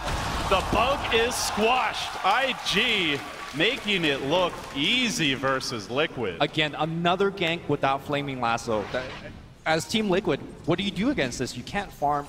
They have to take these risks. They have to get out there and farm because that's how their lineup operates. But right now, IG is just giving them absolutely no breathing room. One thing I do want to revisit is the question I brought up with the Necro books. As the game moves on, you can see that these Necro 3s are so effective. There are 2 Invis heroes on the side of Team Liquid, the Sakuchi from the Weaver, as well as the Ghostwalk from Invoker. And with the pop of the book, both those abilities are out of the window in terms of effectiveness. So really good choice here from Burning. I like the fact that he itemized back into a Vlad's, a very standard build, but again, the name of the game here for IG is about armor stacking. Make sure that you just don't give away any easy kill, and every piece of armor you stick on your heroes is going to make that happen. OP with his 2 pairs of boots, shoving in this middle lane, looking for the tier 2, but here comes Liquid on the wraparound. Mind Control, stacking up the quills. OP's the man in front. They want to find something a bit tastier on the backside, so they sneak around. They try to get the jump on IG, but that's damn hard when they can fly. The bat jukes away, and OP rushes in, straight onto the bristle, nails him with the Ice Blast into his cross, where he dies. Now looking on the other side of the fight for Miracle, they take him down too. IG completely overrunning Liquid, and now this could be Rax right here. Might even be 60 more. seconds before Miracle comes back. What are they going to do against They this? can go top Lumi. They can maybe get 2 without the Invoker. Can they cut the wave? Can they slow this down? Where are the answers for Liquid? Where is the Liquid from the group stage? IG are absolutely astounding in this game, number 1. Good stall, though, by GH with the familiar stunt, but they keep on smacking here. Melee Rax dropping, will go down. Familiars being farmed up, still no Invoker. 25 seconds without Miracle. But IG, content with their 1-lane advantage, won't push it further. They back away. They know the next Roche could be up now, and if not now, very soon. So they're going to wait for that next Aegis. Matumbaman trying his best to get the creep wave pushed out on the top, but quickly answered back as the Alchemist ports back. LD, it might be too soon to talk about Game 2, because Team Liquid do have a chance to hold for a late game comeback if IG starts to make a mistake, but let's assume that IG does take this game. Is there anything from the draft that you might want Kuro to change? Because I do feel like Kuro got somewhat outdrafted here. I liked the bans from IG in Phase 2. There was a game that Liquid played against EG where they went for like mega push. I think they had like a Visage, Broodmother mid, 5th pick, which caught their opponents a bit off guard. I want to say there was like a Lycan or a Lone Druid in that game as well. So I think IG definitely watched that replay. You saw their second stage bans were very targeted, but hold that thought because IG, they know this game isn't over yet. They want to secure the victory. Snowball. The snowball, good. Retaliation from Kuro, but now he's being controlled by the Night Stalker. Baboka's in through the rear, the Ice Blast comes through. Another connection with the Flame Break. That teamwork making the dream work for IG. Okay. They will shatter 2, and now again, continuing pursuit. Liquid will keep the Invoker alive. And Matumbaman hanging on by a thread, but the chase is on. If they can keep the vision, Matumba's in trouble. Yes, they can. No time lapse. Lock him down and finish him off. IG putting a bow on it here, and now Shrines on the menu. Roshan is back in about 5 seconds or so, so IG could just swoop in, check it with the Wolf, and take it after that as well. So yeah, I mean, if it goes to that game too, I would like to see GH on something where he can have his impact. You know, a playmaker, maybe he takes on the Tusk. Obviously, Kuro is a fantastic Tusk, and ever since the departure of Jerax, he's really stepped up, but you know, yeah, I mean, you were asking about GH this game, and I said, you know, I don't think he's going to show up because of the lineup and how it is. We're going to watch this team fight one more time. At the beginning of the fights, looking pretty good for Team Liquid, especially with Batrider wasting the lasso on Miracle's Lincoln Sphere. But as the fight dragged on, they just figured out, we can't kill this Alchemist. Alchemist is chasing us down with these Necrobooks. Once again, IG just flexing their muscle. I will say, never sleep on a Miracle Invoker, but that said, this ward, Lumi, this ward. Going to make life very difficult for Liquid. IG in perfect formation here to anticipate this Liquid expedition. Kuro leads it boldly forward, and the smoke is revealed by the least gankable hero on the team. They're going to try anyway. OP does get locked down by the shards. He is next. IG putting on a clinic here to open up this TI. Two things about this draft for Team Liquid, it's not their group stage draft. Group stage draft, they always have some mega push. Yeah, sure, you got Visage, you got that Invoker, but I don't think it's enough push, at least not the same standard as Team Liquid showed. It's a slower push. It's a push that takes a lot of time and farm to come online, and IG have not given them that time. Second thing about this draft, 2 games that Team Liquid lost out of the 3 games that they lost in group stage was to a Batrider. I think looking into the Game 2 draft, I think you might want to take out the Batrider, especially against one of the best Batrider players in China. XSS has been absolutely spectacular in the hero. Or have a counter. You know, they picked both of their supports to open the draft, and I think IG did recognize that. They didn't expect that mid to core Visage that sometimes no-tail runs, and as a result, they've been able to punish with the bad pick. So IG move in. Looking for the flank is Matumbaman, but already the base is in shambles. 2 lanes down. From bad to worse for Liquid.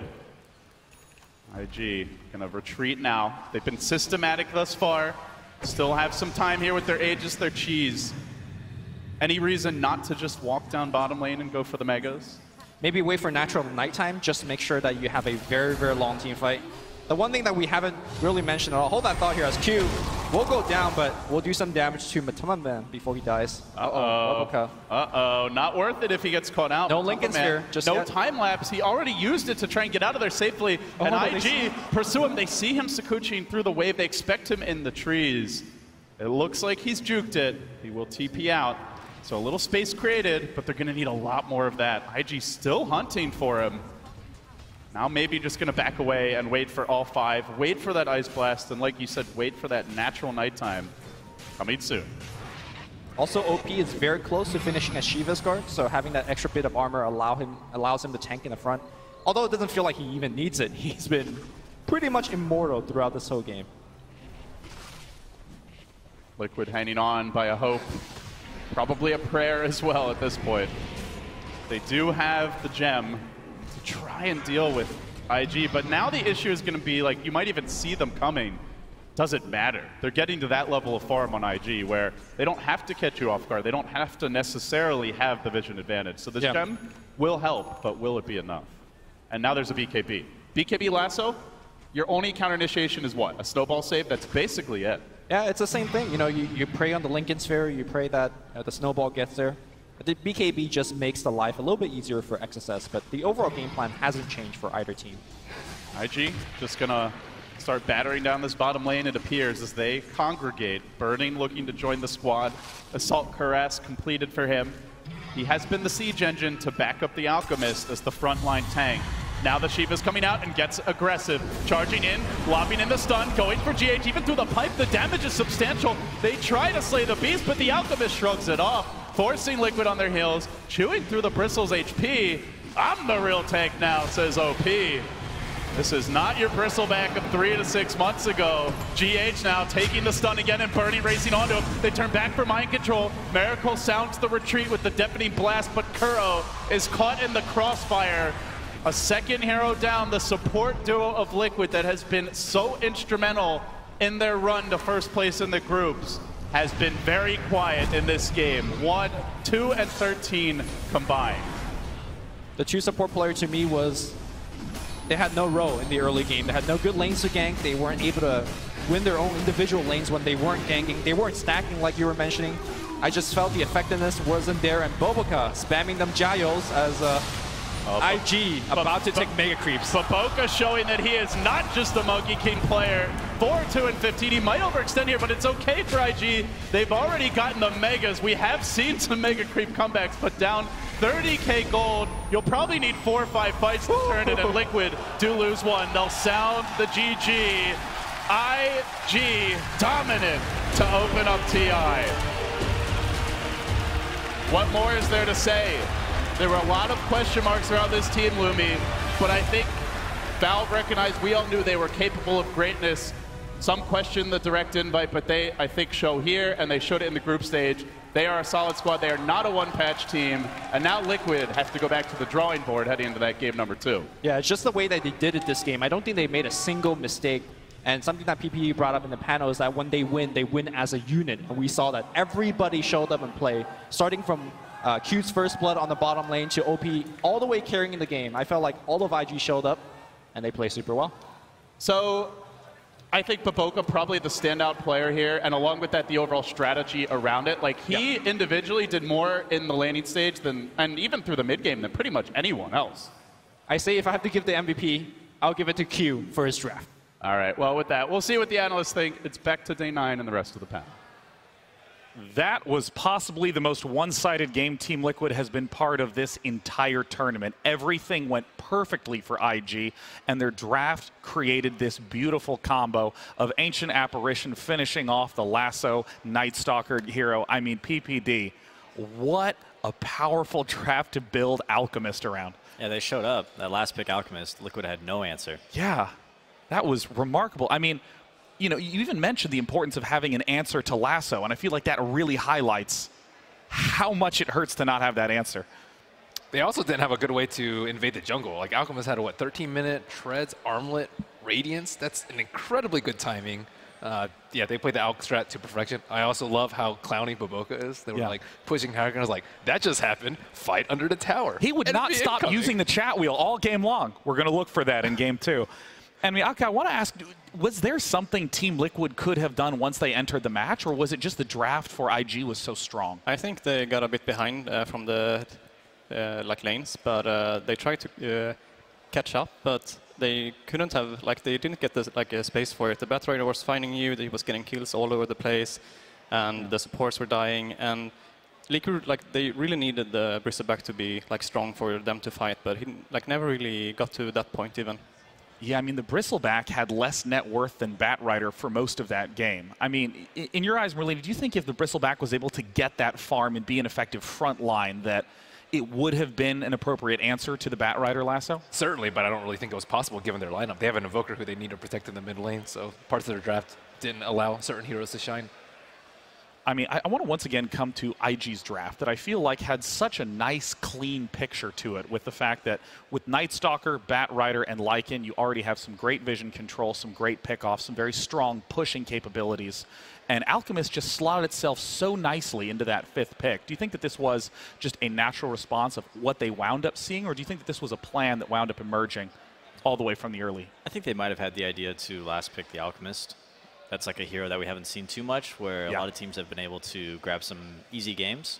I was actually afraid that it was going to be a bit too greedy, but I mean, Liquid had their. I really think Liquid's draft really fell flat. They picked like 4 pretty much just like all damage heroes between Invoker, Bristleback, Visage, and Weaver. No control at all. And then Tusk was their 5th hero. Like, he offers some control, but pretty limited.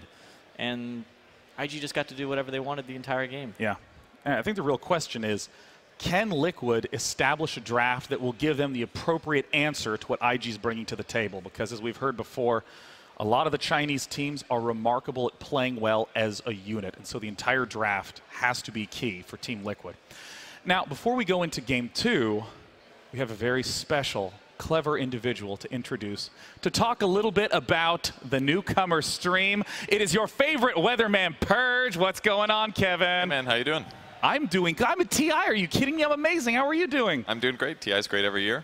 Happy to be here. And there's a lot of good stuff that you guys can tune into. There's the newcomer stream that's going on right now. So if you guys are new to Dota, or if you're an experienced player and you're watching with somebody else, you can tune into twitch.tv /Dota2TI_newcomer. And you can watch the same main feed with your favorite Crystal Maiden cosplayers, Day 9 hosts, and all of that other good stuff with some helpful pop-ups, things like this. Tell you a little bit of info about what kinds of heroes are being played, what their skills do, and things like that. So same good experience and a little bit more info for you. And that's all. It's pretty good. I mean, I got to say, it is super cool, the fact that the stream literally is the exact same experience that you would get at the TI main stream. Same commentary, same camera angles, same everything. And, you know, I'm curious, again, what do you think is perhaps some key bit of information that all new players should know if they're tuning in for the first time ever? That's tough. TI is the greatest event ever. There it is. There you have it. This is a great event, and I think that everybody who wants to check it out deserves to have that full experience. And putting the newbie stream and the mainstream together into this like combination, I think it's really great because everybody gets to see the main show and feel like they're a part of this awesome, awesome event, but then also learn a little bit about Dota so they can understand what they're watching. Yeah, and personally, I'm super honored to be here. This is my first event working at Dota 2. And a lot of you know that I just started last year. You know, I kind of got things started off just trying to play because I thought TI was cool. And thanks to the help of Coach Purge, I've now become someone who is a little bit above mediocre. And I really just want to say it's been such... What is happening, Pyrian Flax? Coming with me. I think we're supposed to cut.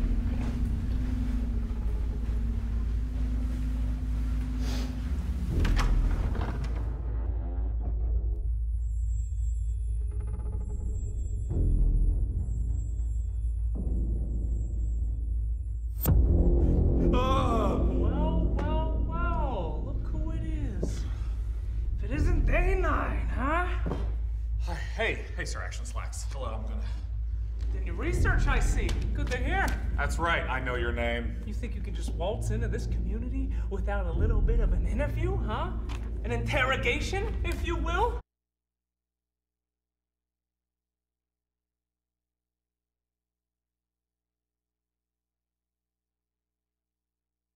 Yours, huh?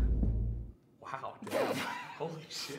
Wow, we lead with that? No, all right. Maybe we got off on the wrong foot. Here, have a snack. Go ahead. Thank you. Dota players don't feed, Sean!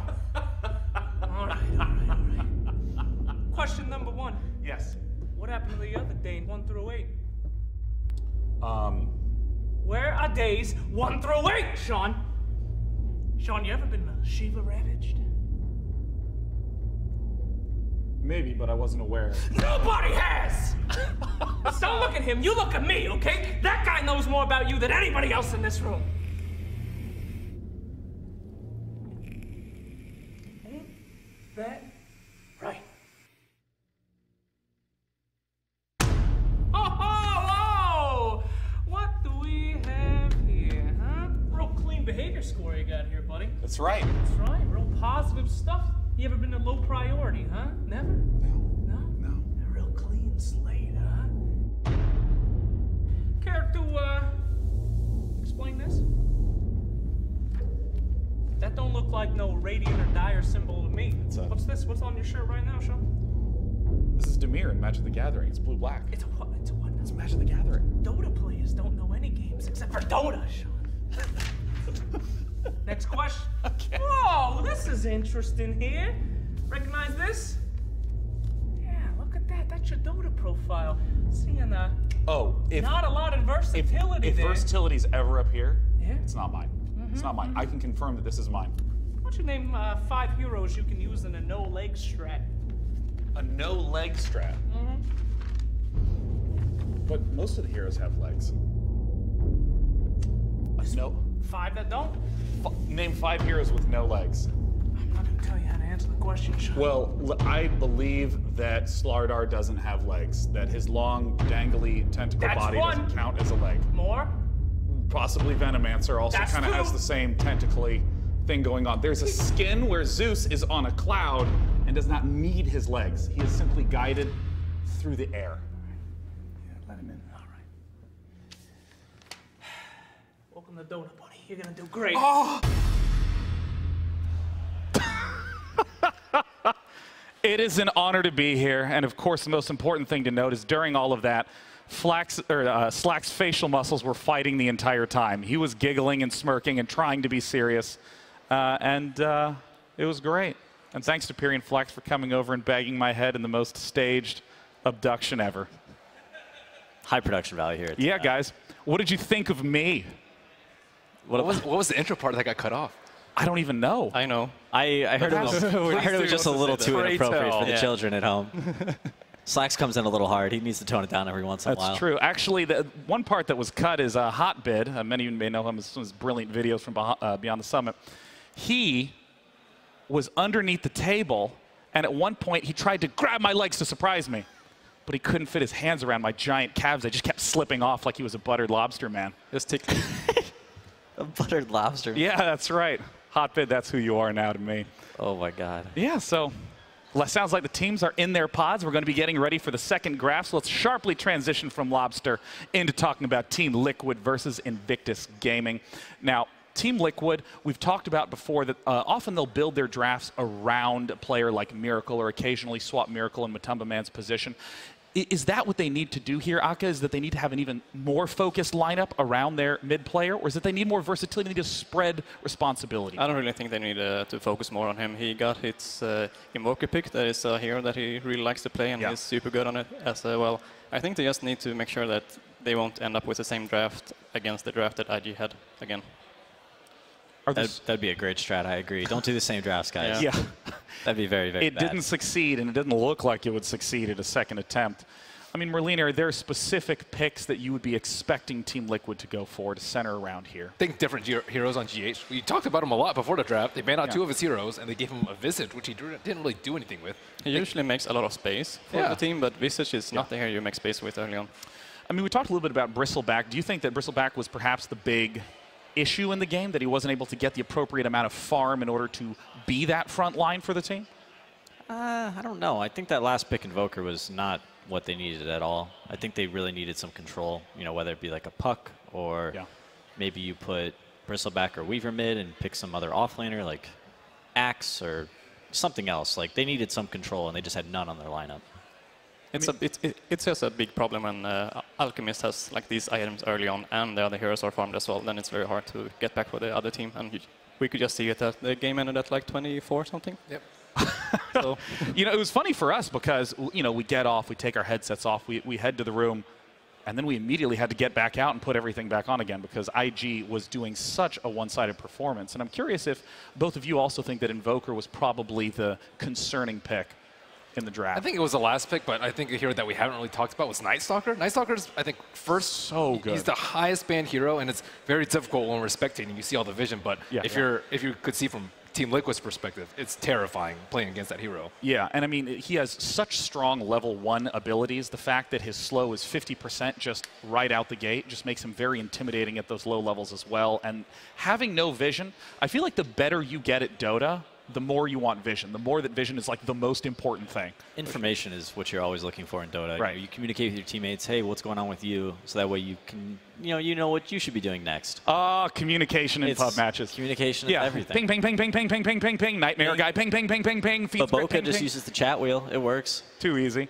Yeah, you know, I love that you stress the word information, because something that is really common, you know, low-level matches is a player makes a mistake, but there's really no one there to punish it.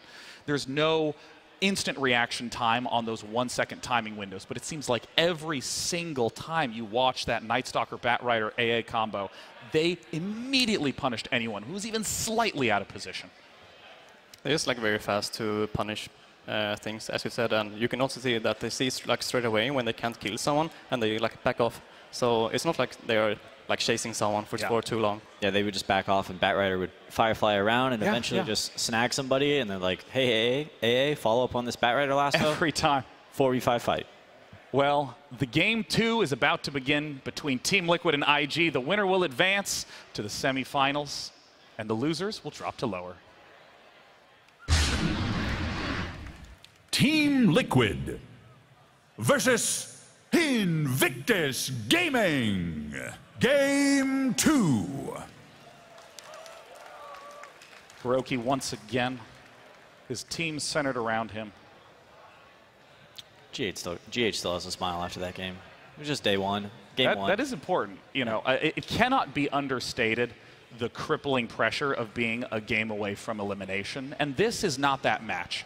These two players are in the winners semis. The winner will advance to the winners finals. Top 6 guaranteed if you win.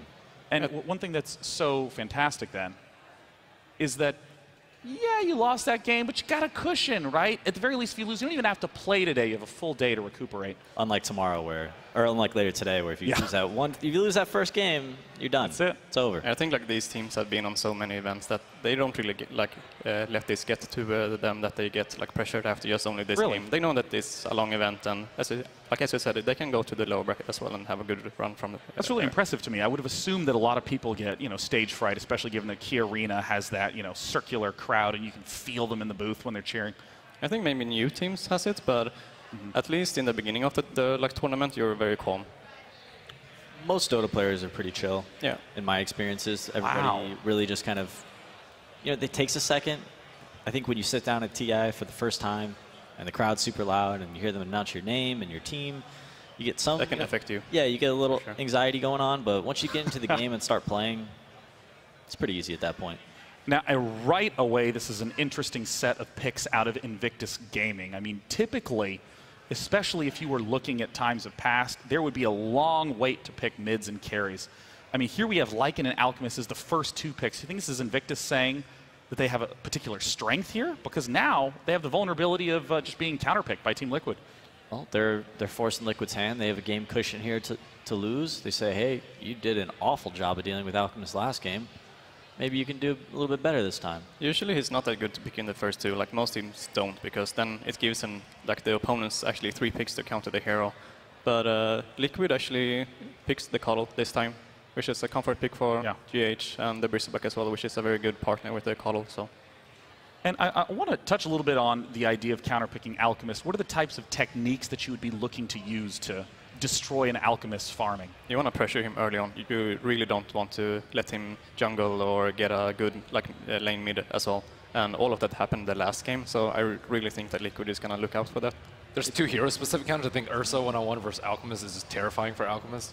And then AA, I also think is really good at shutting him down. You have to like reconsider building the armlet, and you're extremely easy to kill. What do you like about Ursa versus him? Just the lane matchup. Like, he can't come up to creeps at all. So you just lane Ursa mid against Alchemist, and Alchemist would have like a slow start? Yes. I've also seen Meepo occasionally, but I don't think Liquid are Meepo players.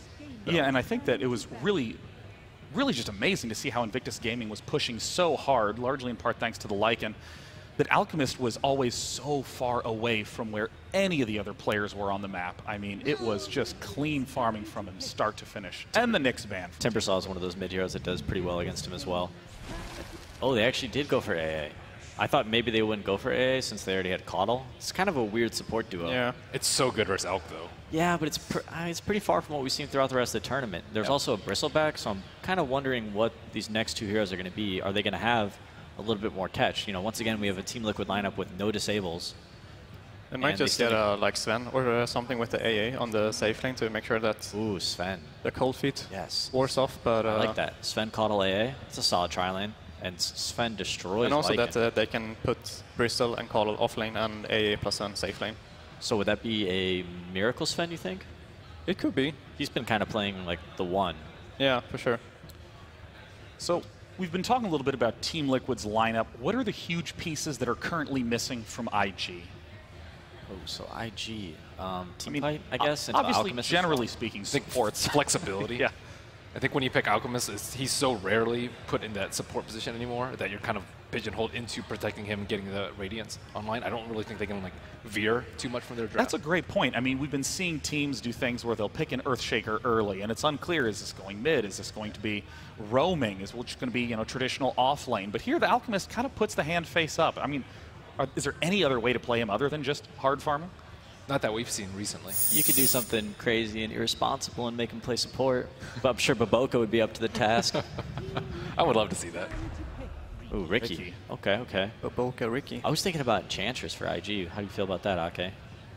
It would be super good. They have Keeper of the Light and AA, which is like two of the worst heroes against Ench. So yeah, you have a lot of experience with that hero. I kind of identified that trend last year at TI6. Oh, really? I started playing. Well, I started playing Ench and Chen a little bit because I saw, I think it was Navi who was doing really well right before TI, and they were crushing it with art style playing Chen and Ench, and it's because these two supports have no way to deal with the creep that Ench or Chen brings to the lane. That's a like really trigger point when you want to pick Ench. When you exactly, see these, you can take Ench can go to any lane at this point with a creep, and Liquid can't really do anything about it except get out of his way. Yeah. So that's a free lane one for IG if they decided to go that route.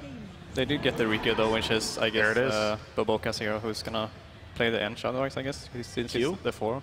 Q? I mean, Ench, yeah, I guess. Could be a 5. Yeah, it's going to win you a lane. You know, it's similar to like Lich, which is not banned or picked. It's just that you end up with both Ricky and Ench, which maybe isn't the best support combo because both of them really want to roam, so you don't really have a lane support. Maybe Lich? I feel like maybe Lich would be nice for the Lycan. Give him some ice armor in the early game to help deal with the bristleback quills, and also make his lane a little bit easier, because I imagine he's going to be pretty pressured with bristleback and Caudle in his face in the early game. It's very good against both Bristle and Ursa, especially since they're physical damage, so the Lich Armor is going to be very good against them. So I feel like Alchemist is still going to be a large centerpiece for Invictus, and obviously you've mentioned that Ursa can wreck Alchemist early in lane. Do you think this will sort of pigeonhole Ricky or Lich? We're killing it, man. Look at us go. This is game 2. Do you think that like Ricky and Lich will almost be a little forced to address the Ursa Alchemist problem, or do you think that this is exactly what Invictus wants? They're happy to dedicate a hero in order to help the Alchemist Ursa matchup. That's what Lich does. Yeah. Yeah, Lich is definitely going to have to help out the Alchemist mid. They're very happy with that as well. I mean, when you pick Alc first too, you know that the like other heroes like really needs to fit well with him because he is, as you said, the center of the draft. I'm a bit worried about the Lycan and the Alc. I think they're both going to have a hard time in lane, and maybe Ricky and Lich can help them, but I don't know how much help Ricky's going to be versus any of these heroes. Maybe Ricky... Support-wise, Ricky is good against Keeper of the Light and AA. They don't really want to fight Ricky as well, but I think they're going to stay close to their cores, so Ricky won't really find them in the jungle. So we've talked a little bit about some of these specific lane matchups and the concerns. What about just big game-wide strategy? Again, Invictus is going to be very centered around, during this game, giving Alchemist the chance to get as much farm as he can before engaging in massive team fights and pushing down. How would you evaluate the existing, just broad team goals of Team Liquid? I'm not sure where Team Liquid's going, to be honest. They want to pressure them at least. They want to have the Bristleback in front with Caudle and pressure towers early on, and Ursa as well, maybe getting a early Blink dagger to make sure that they can kill Alc. I mean, do you think it's safe to say that perhaps this is a lot focused about specific early hero matchups and trying to gain an edge there for mid and late game? What they want to do is get Bristle really nice and fat, take that on the T1s, do Roach with Ursa, and then just have Bristleback sitting in the front and have these two, Lycan and the Alchemist, just very, very poor, and then they won't have enough damage. Their lineup on Invictus Gaming side cannot do any damage. Like, especially if they last pick a Sven, God forbid, anyone with Warcry, they're done for. I'm worried that Liquid's going to be split pushed this game by Alchemist Manta Radiance and Lycan Summons. And Ricky scouting. And Ricky, you know, putting deep wards in, finding out where hopefully Liquid's initiator is. These heroes really need somebody to lock somebody down in order for them to connect on their damage. Sand King, again, we're seeing some hints of similar wishes to have good pickoffs, and actually, I mean, Sand King seems to fill a lot of nice gaps. Again, the super reliable stun for Sand King. Sand King's nice, gives them a bit more team fight. Hopefully Ricky will be able to find his targets for him so he can connect with his stun. It's also quite okay against Ursa on the lane if he actually can get some levels, but probably Ursa's going to have A with him. Yeah, Sand King probably not the best laner in this game. I think that's going to be the biggest struggle for IG, but Lich should hopefully help at least one of the lanes, perhaps two. So I feel like the big story for IG is that they obviously primarily want Alchemist to get lots of farm this game, and secondarily want to make sure that Lycan doesn't get dumpstered in his early game laning. So it's really going to be a lot about how these supports get allocated in order to protect those two big goals in the early game. For Team Liquid, their last pick's coming in now. Monkey King. Miracle Monkey King, man. There it is. Armor is king. Okay, all right. I have no idea what Team Liquid's primary path to victory is. Okay, you have any thoughts? Well, they're going to pressure the lanes. They're going to go Roche with Ursa, and they're going to like just hope that they can find the Alchemist and kill him. But it's going to be hard since they have Ricky and Lycan to scout. So it's almost as though their primary goal is just to not let IG achieve theirs. Well, I'm very excited to see if Team Liquid can pull it together in this game. They lost game one in a convincing fashion, and IG is looking amazing. Let's throw it to the casters for game two. Lumi, if there's any team that should know what a Monkey King can offer and how to deal with him, you'd think it would be IG with Baboka. And I have to say, while sadly we won't be seeing QO on the main stage here, he did perhaps leave a legacy with his mid Monkey King, which we got to cast in the group stage. Yeah, the mid Monkey King, or Monkey King in general as a core, has been talked a lot, you know, behind the scenes, backstage, rumors, and whispering.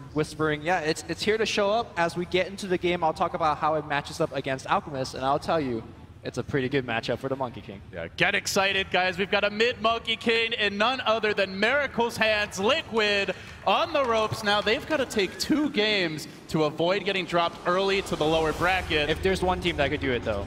#1 team in the group stage. Yeah, absolutely. In the tougher group, some would say. Now, that said, you know, Liquid, they do have one big notch in their belt coming into this TI. That is, of course, their epicenter victory. But overall, you look at the last year, they have struggled to close out tournaments. Obviously, Star Ladder, which was lacking some of the big names, they also did well at. But historically, this team is always in the running and a tough takedown, but rarely do they make it all the way. They were always #2, second place in some of the recent majors. I mean, even if you go back all the way, talk about history, Kuro, second place at TI, you know, like just going way, way back. So I feel like Team Liquid has put in time. They really just want to come in with a big win. And on the other side, you know, you've got Burning. I don't know that there's a player who's been at the top level longer than this guy. Destined to win a TI. So many legends, like you look at like Fear, for example, finally stepped back from being a player this year. There's few players that have played as long as Burning, and fewer still who have not won a TI out of that list. You know, I like how we talk about these big names, but some of these players that hasn't been to TI, this is their first TI. GH, a superstar for Team Liquid. And of course, the 3 playmakers of IG, think about OP, XSS, as well as Boboka. This is their first TI as well. And arguably, they are the most important players most reliant on their team. Players, yeah. Both teams rely on these players so much. So it just shows you that experience is one thing, making these deep tournament runs, but all of these new organizations and teams need new blood to kind of make things still function. So many storylines at play here as we get ready. The teams entering the lanes and the battle about to begin. Liquid going to set up with the offensive dual lane, and I think the good news is for Liquid, they do have a GH comfort pick to receive Baboka early, trying to get that rune steal, but instead Liquid, slight little advantage for them. They'll have the triple bounty rune grab. So, thoughts on the laning setup, Luby? We're going to see Matumba Man going mid as the Ursa, someone who can, so it won't actually be the Miracle mid Monkey King that we thought. He's going to head safe lane. And this is something it feels like could put a lot of pressure early on this Alchemist. In fact, when Miracle played the other Monkey King game in the group stage, I do believe that was a safe lane as well. They're going to give the matchup of Ursa, something that Ben Wu touched up on the panel, is one of the most amazing matchup. Look at OP's position right now. Hasn't even seen a creep, just watching as Ursa denies. Yeah, Ursa with Chilling Touch. you don't want to be trading at this stage. So also, one quick thing I want to mention, look at Lycan's item choice here. Normally, as a safe lane carry, you start things out with a stout shield or the makings of a poor man shield. You get up a lot of stats, a lot of regen. He's got boots first. He knows he is going to be sacrificed in this position. They're sending Lich bottom. In their mind, it's more important for IG to win Sanking's lane than to win Lycan. So right from the get-go, you have 2 cores of IG that did the heavy lifting of last game, being completely sacked from the laning stage. This XSS Sanking better come up huge. And Liquid are already trying to really take advantage of this pressure opportunity as GH is dragging the creeps at the top lane, allowing Mind Control to get aggressive on Burning, but the early boots are certainly helping limit the damage. Still creeps already hitting the tower, getting that early attrition in. So IG, as you mentioned, it's really all invested in the Sand King here. He has to have a good start. He has to get a fast blink or at least some items that allow him to rotate, and he needs to go and salvage the other lanes. Because as the lanes stand right now, OP actually doing all right in the farm department, but always there's a threat that he just goes down and gives up kills to this Ursa, especially if Kuroki is in the neighborhood. And the big difference between this game and the last game is that I don't think IG is going to be able to give as many stacks to the Alchemist. Ricky is just not a good stacking hero because he just goes in Fizz and the creeps lose his vision and then the creeps just go back. And then Lich, he's going to be sitting in the lane pretty much 100% of the time, so he's also not going to be off the jungle too much to stack. So. I really want to focus on this. Like, what Boca, I was going to ask, what can he do? And he gets a haster and he gets a courier kill. Oh, man, this guy.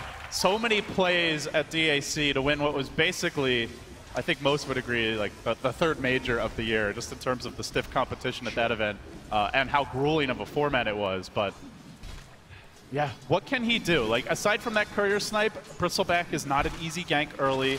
Obviously, the Ursa mid is not going to be a possible kill without a 3, maybe 4 hero gank.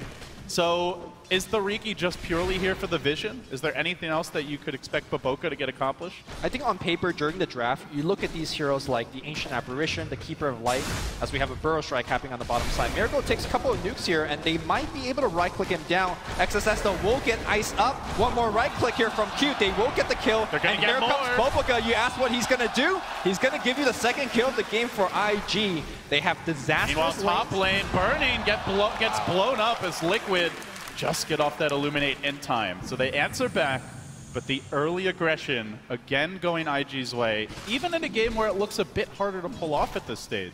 Yes. The rotations have just been so good. Let's see, Miracle trying to get that tree dance off, but constantly taking damage. Earlier wasn't able to. As Baboka sneaks around, there's a sentry here. Kuro is going to deward him. So they are starting to fixate on this bottom lane with 3 heroes congregating as perhaps their best location to make those hero kill plays. Yeah, one of the things that Monkey King struggles as a hero is that he doesn't do well when you're running a bunch of heroes at him early on. And I think that's the reason why that IG has sent the Lich to the bottom. Again, they're sacrificing 2 of their cores just to shut down the Monkey King. There's a lot of value placed in that. But back to your question about what is Baboka ultimately going to be doing. He's quite good against heroes like Ancient Apparition and Keeper of Light because they don't really have a way to repel the Riki when he's chasing after you. But as such, like I don't think Ancient Apparition or Keeper of Light has really left the lane too much. It's an awkward support duo, right? Yeah. While GH's Keeper of the Light is certainly one of his strongest heroes and very frequently ban-worthy, at the same time, normally they pair it with Kuro being more of a playmaker. Like the Tusk probably comes to mind as the big one. Here we go. Baboka. They're going to set up mid, trying to look for Matumba Man. No, he's looking for the courier. Or maybe the courier. It's alive right now. Okay, it gets bursted. That means on the way back, it's not going to get bursted. He does not have vision, though. So Baboka doesn't realize it's happening. Might try to turn his attention towards top. Go assist Burning, but again, Bristle not a hero that Riki can offer much against. So really, it's the Keeper of the Light they're going to want to kill. And they've decided to move Q off the lane as well. Q is going to finally make that journey. The panel mentioned perhaps the Lich can win 2 lanes. Well, this is going to be the start of trying to salvage one of them at least. He will complete his rotation, but immediately Mind Control gets the goo on and forces the TP. Lane not salvaged. Yep. An obvious synergy between this Liquid top lane is that you put the Chakra Magic onto Bristleback and he gets to machine gun Quill Spray. back to back, and that's actually pretty important in terms of the mid-game team fights as well as the early game laning harass against Burning. They're getting out CS really hard, but the nice thing for IG is they have Greevil's Greed, so they're actually not behind at all. With that in the courier snipe, technically, they're leading. Of course, you'd like to be farther ahead with the AUK, but it is allowing them to stay in this game, and with the Lich denies as well, experience is just fine for IG. So despite Liquid's strong lanes, they don't have that huge advantage you'd like to see. I mean, I think yes or no. You're right that the Go graph shows that the two teams are pretty even, but you got to keep in mind that IG's timing comes in a much, much later. Like, the Alchemist takes a long time to ramp up. Burning also will take a long time to ramp up. The difference is that Ursa, you get phase on this guy, you get blink on him, and he's just ready to go. And so he right does now, have those phase. Yeah, right now it looks cool right now for IG, but give it 5 minutes, Liquid is going to be all over IG, and I don't think IG can handle that kind of pressure. Vivoka continues to roam during this nighttime, looking for openings. Kuro does get a ward down. I think he has an idea where the ward is, actually. Yeah, I believe he did see it in the inventory, and he will be instantly dewarding him. So while the kills have not been raining in, still doing his part here to lend some assist to the Vision game. Early objectives were claimed. Liquid took down the Tier 1 top. Obviously, a big part of their strategy is the Bristle is their main siege engine, and later on it gets a lot tougher once IG start to actually look to defend those towers, throw the Frost Armor on it. GH, again, just going for these wild dusts, just kind of hoping he finds the Riki, and again, he's not there. Now maybe tries to poke GH a little bit. No teleport scroll on him. Some early harass is possible. Might even be a kill. We'll see. Ow, GH gets back activated. to safety. They're going to blink forward. Heavy damage now the Cloud, but not enough slow. He's going to need a little more to take GH down, and Matumba is there to lend some support. Still though, pressure's there. That's already 2 just charges expended, neither of them effective, and what I like to call the support tax Lumi is certainly rearing its head as Matumba Man moves in mid, clapping onto OP, forces out the ultimate. Chemical Rage down. Pretty decent downtime at these early levels and without the Octarine. So it might be an opening when this ends. Yep. Q making the first stack of the game for his team, just what a difference, you know? Like, 1 Ancient stack right now at 8 minutes compared to, I don't know, the 45 billion that OP was able to farm last game, which is such a difference in the way that lanes were done as well as the pressure that IG is feeling right now. I'm pretty sure if he farmed 45 billion, there'd be like lava pits opening up. A slight exaggeration in the arena or something. Mind control now, TPing out. Vivoka trying to find that opening, can't quite catch him, and no point in the Chain Frost yet for Q to try and cancel the TP. But for IG, everything really is going to hinge on XXS. He's done a good job at not dying. He is farming really well. He's farming quite well. He is rushing the blink. If you're Liquid, you'd love to try and maybe make a move on him before he gets it, but he's just playing so defensively, and they really do lack the reliable kill potential here. You know, Ursa, no Blink Dagger, no real disable to speak of, so while they'd maybe like to punish him, doing so is not easy.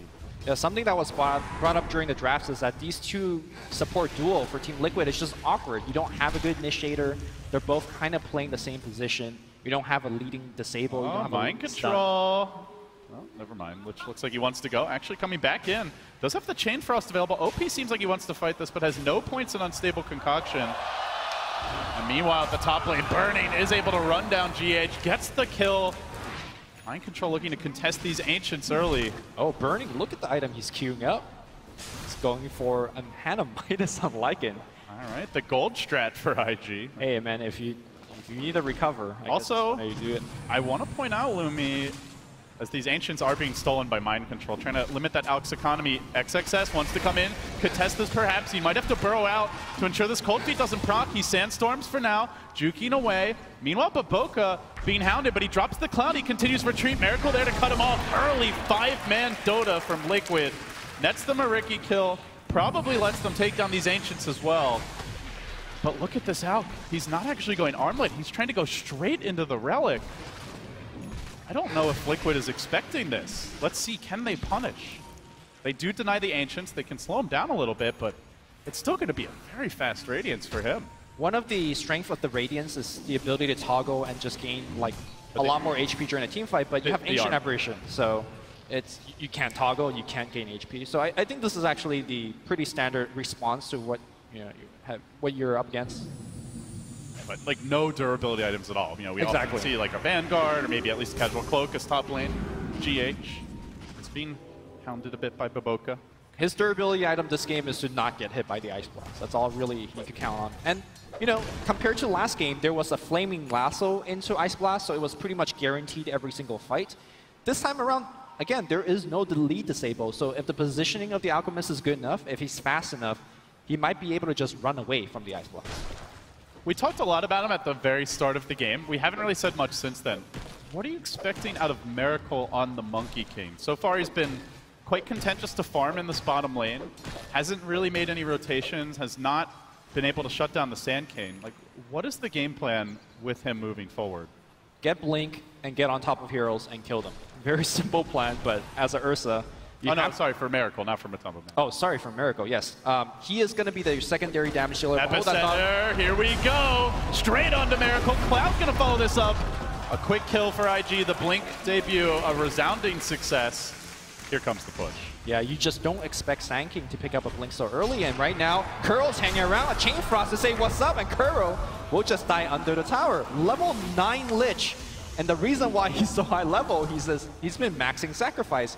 This is the build that you don't see too often outside of PUBG. Carry Lich. Yeah. Well, not carry Lich, but most of the time you just want to pick up a level of Ice Armor, or even 2, just to make sure that whoever you're laning against have a good time, but the greedy Lich, he is one of the highest levels in the game. So while that was happening, OP continues to farm. Radiant's basically done. Just needs about 300 more gold here for the recipe. The Blink is online for the Sand Cane. Burning's looking to catch up with this Midas. He has not died since that early moment. Getting very close to the recipe. With that, IG's going to kick into high gear as far as net worth goes, unless Liquid makes some moves, Lumi. The Blink on Matumba Man you wanted to see is now about to be picked up, but Mind Control getting caught out here. The Burrow to start. Can he TP out quickly? The Cloud comes through. He tries to run. Stacking up the Quills. He's going to man fight his way out of this. Mind Control takes down one, and that's it. No Bristle feeling very mortal in this TI. Yeah, running for him again. Shapeshift about to end. Burning recognizes that as well. We'll just turn back. Hanamidas, though, is online. And now wants to retreat away successfully. Matumba Man does have his Blink Dagger. TP cooling down. Can he make this committed jump forward? He can, but with the Frost Armor, it's not the easiest kill. Burning into the trees, and GH in pursuit. They maul the Wolf. The Bear wins the duel. Bottom lane. Miracle caught out by a Burrow. IG with the response. Radiant's online. I think that's a great trade. Let the farm begin. Yeah, for IG. I mean, they traded a Lycan for that just got a kill for the safe lane Monkey King. Here's the thing, there is a Midas on the Lycan, so he gets to catch up, whereas I think the Monkey King is struggling right now to farm. He's working towards the Echo Saber. You were asking what his role is going to be for this game. He's going to be up in the front line, helping the siege, helping to dish out some AoE damage, but as the game moves on, I think that role he will struggle to find and be able to fulfill, because this game will move into a phase where Alchemists will send illusions everywhere. And I don't think Team Liquid has the heroes to deal with that kind of gameplay. Another mechanic to keep in mind is like this Radiance Rush, in addition to AA making the armlet less useful, the early mischance is huge against Liquid. They have like okay magic damage from the supports, even quite good, but finishing heroes, you really want the Ursa to be right-clicking, same for the Bristle. The Monkey King as well, super reliant on it, and we will see Matumba Man getting aggressive. As the Radiant Courier sniped again, Baboka smoking Liquid with his early movements, but Liquid, they're just going to stay committed here. They start to work on this tower, but they're pushing into Frost Armor while the Lycan is rapidly split pushing in the bottom lane. Burning happy to avoid these engagements. This is a bit uncharacteristic for Liquid to be so all in on this 5-man aggression. Normally you've got like that Miracle kind of insurance plan farming away. Oh no, this has been Liquid's playstyle. I kind of mentioned it last game when Mind Control plays Bristleback. He loves to go for the mechanism. He's starting that right now. He didn't go for it last game because he was up against the AA. Look for Team Liquid to 5-man up and go for engagements here. Oh, Ice Blast need this kill. Trying to cut him off. Success does get clipped, but now the Chain Frost ushering Liquid away. OP's on the chase. Matumba Man Invisary potentially in danger here. Baboka trying to drop down that cloud, and Burning revving up. Shapeshift. And off to the races. The Wolf hunting him. Mind Control on the retreat. Can they isolate this Bristleback, bring him down? Good staggered retreat here, but at the same time, still the pursuit continues. Mind Control getting control, but not being finished off rapidly. Miracle gets a position, pouncing down, sprints in from behind. This chaotic fight favoring Liquid, it seems, on the second round of engagement. A 1-for-1 thus far, committing onto Mind Control, but the GH save! Huge plays, Gandalf to the rescue, and now Miracle sprinting up into the trees again and away to safety. Can they cage him? Yes, they can. The burrow's there, the epi to follow. He sprints out, but XXS with the prediction, Blake! Unbelievable! I think I just tuned into an episode of Naruto. I just see ninjas jumping everywhere, following each other, and great play by XXS, getting that last laugh with the Blink Dagger. Good stuff. He's working towards a 4-staff. But like you said, I think there is a sense of desperation coming out from Team Liquid. They are trying to group up and push. And trading doesn't work, Lumi. No, you're up trading against a does not Midas, work. you're up against an Alchemist with a Radiance, you're up against a Lich, constantly sacrificing creeps. You are, in an even trade, you are losing this game. Liquid need more. Ursa, he is trying his best to hunt for these hero kills, but I think IG are doing an excellent job just staying spread out, or when they are together, they're making sure that supports are well hidden within visions in the trees. They do find Baboka. Can they wrangle him, though? Again, He's so fast with the face commitment from Liquid with the sentries, the dust, like, even if they kill him, he's already really done his job, and then you throw the courier snipes in. Mind Control now. In pursuit a bit here. IG, as you mentioned, spreading the map, really pressuring these supports, and preventing Liquid from going for that group up play, even if they might want to. Is there a plan B for Liquid? Like, are they all in on this kind of early fighting, this early aggression? Can they try to slow the game down? And Baboka steals a creep. Okay. Cheeky little bugger. Baboka? All right, still alive. Another dust. I mean, he's forced out. All right, how many now? For those that's new to Dota 2, that play, that was not really worth getting the Centaur for his life. But hey, he forced out a getting dust. into their mind, though, that is... the psychological warfare, I think in the context of what they're doing, like, those deaths are going to happen. He is there to space crate. He is there to drop wards. As long as the team is farming, that's they're really still coming out on top. Just like feeling himself a little bit, perhaps a little bit too much. Yeah. But... You know, like... Can't fault him. 2 courier snipes. He's had a hell of a start as XXS continues to make plays, finding GH and cutting him right off of his mount. Now, Liquid start to group up. They want this tier 1 bottom, but they're not really all that quick on sieging. Ursa not really the best building hitter. You don't get the benefit of the Fury swipes there. They don't have any minus armor for structures. They're fighting into the Frost armor, so like when they try to convert kills into objectives, it's slow going. I think the big thing for me is, where is Miracle's farm? He's been working on this Echo Saber for, you know, a long time now.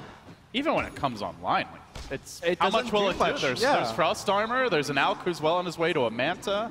I feel like if there is one major item that he would like to pick up, is probably the Desolator. Really helps out during his Wukong command, and of course, like you've been mentioning, the Frost Armor. They need some answer to that. That was what we saw out of QO. And granted, QO had an IO constantly just pocketing him in the mid lane, but they had that really early Deso timing where all of a sudden he dropped Wukong's commit, and they, like, 3 heroes basically just died almost instantly to the Exactly. Well, the difference is that QO had farmed that game. Right now, Miracle's, like, first in the line to the food bank, like, for food stamp. He has nothing. This is big. Liquid do claim an Aegis, crucial for them.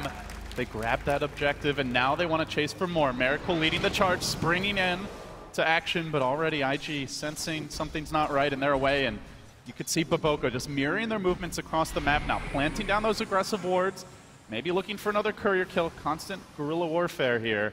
He might even find a third. Lumi, a little Ice Frog smile on him. He's barely down, and looks like he won't find the opening.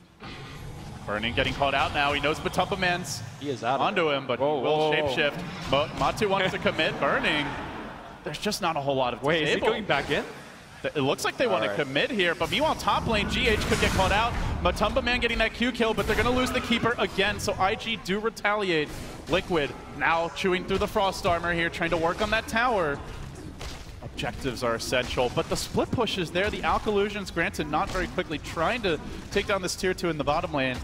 Liquid do seem to gain the edge here when it comes to that oh-so-important map control as they knock the tower down. So you were asking what is plan B for Team Liquid, right? Like, you know, right now the group up plan A is sort of working, but not to the degree that they would like it to. You were asking whether they could scale. I think trying to scale against an Alchemist lineup is always very dangerous. Lycan's got that Midas as his first major item, so he's building up for a long time. Yes, they can scale, but I just don't think it's a very good game plan. I think Liquid still definitely wants to just mow down towers after towers, get the next Roshan. That's the one thing that their lineup is super good at. You got the Nasal Goo, you got Ursa, obviously, to just go into the pit. So I think Liquid needs to bring down the other towers, get the next Rosh, and look to finish the game in the next 10 to 15 minutes. A crucial part of that game plan will be this Aghanim Scepter that GH is trying to complete to sustain the team during pushes, but problem is, he's constantly being forced to buy all this extra detection. No, Kuro's been buying that. Like, Kuro's being very, very self-sacrificial. I think the bigger problem is that Sand King is hunting him. He's just died twice. Well, and the Ricky. Ricky's been all over. And guess where XSS is? Right next to GH, about to hunt him down again. He understands that this is a big part of the push. Bottom. Q maybe wants to go here. The Entry comes through. Connection on Miracle. Can they finish him? He manages to jump away. One hit from Dead. He's not out of there. Just shoves himself in and gives him the old Scorpion Claw. Now Baboka hunting for that follow-up. He moves on to GH. Again, just continuing to shut down his farm, force him on his heels. He does have the TP if need be, but the bait is there, and the tricks of the trade still may go down, though. The Ice Blast setting up the timings right from Kuro. The trap has been sprung. GH staying alive thanks to help from an old friend. And I think that's again, like you mentioned, even though he died there, it's absolutely fine. We're going to watch this team fight one more time. XSS identifies that Monkey King is the target that he wants, quickly goes on it. The Force Staff almost saves him, but XSS, again, the Ninja coming in. They're down a lot, Lumi. 10,000 gold. Granted, it is an Alk lineup and there's a Midas, so you don't fully feel the effects in terms of combat, but it's getting far enough ahead that IG have basically made up for that greed early, and now are really starting to dish out the damage. Liquid still holding the Aegis for a wee bit longer. They'd love to find a couple of follow-up kills, maybe make a play, but in the bottom lane, it's IG who gets the jump. They burrow in, commit for this Bristle. Can he stay alive? Tries to retreat with the Solar Crest, the mech. It's not enough. IG throw the kitchen sink. And here comes Ursa. It will clip him for now. The Frost Armor keeping Q alive. Nice follow-up there. XXS with the save. The off-lane Sand King buying time, creating space. Liquid cannot reply.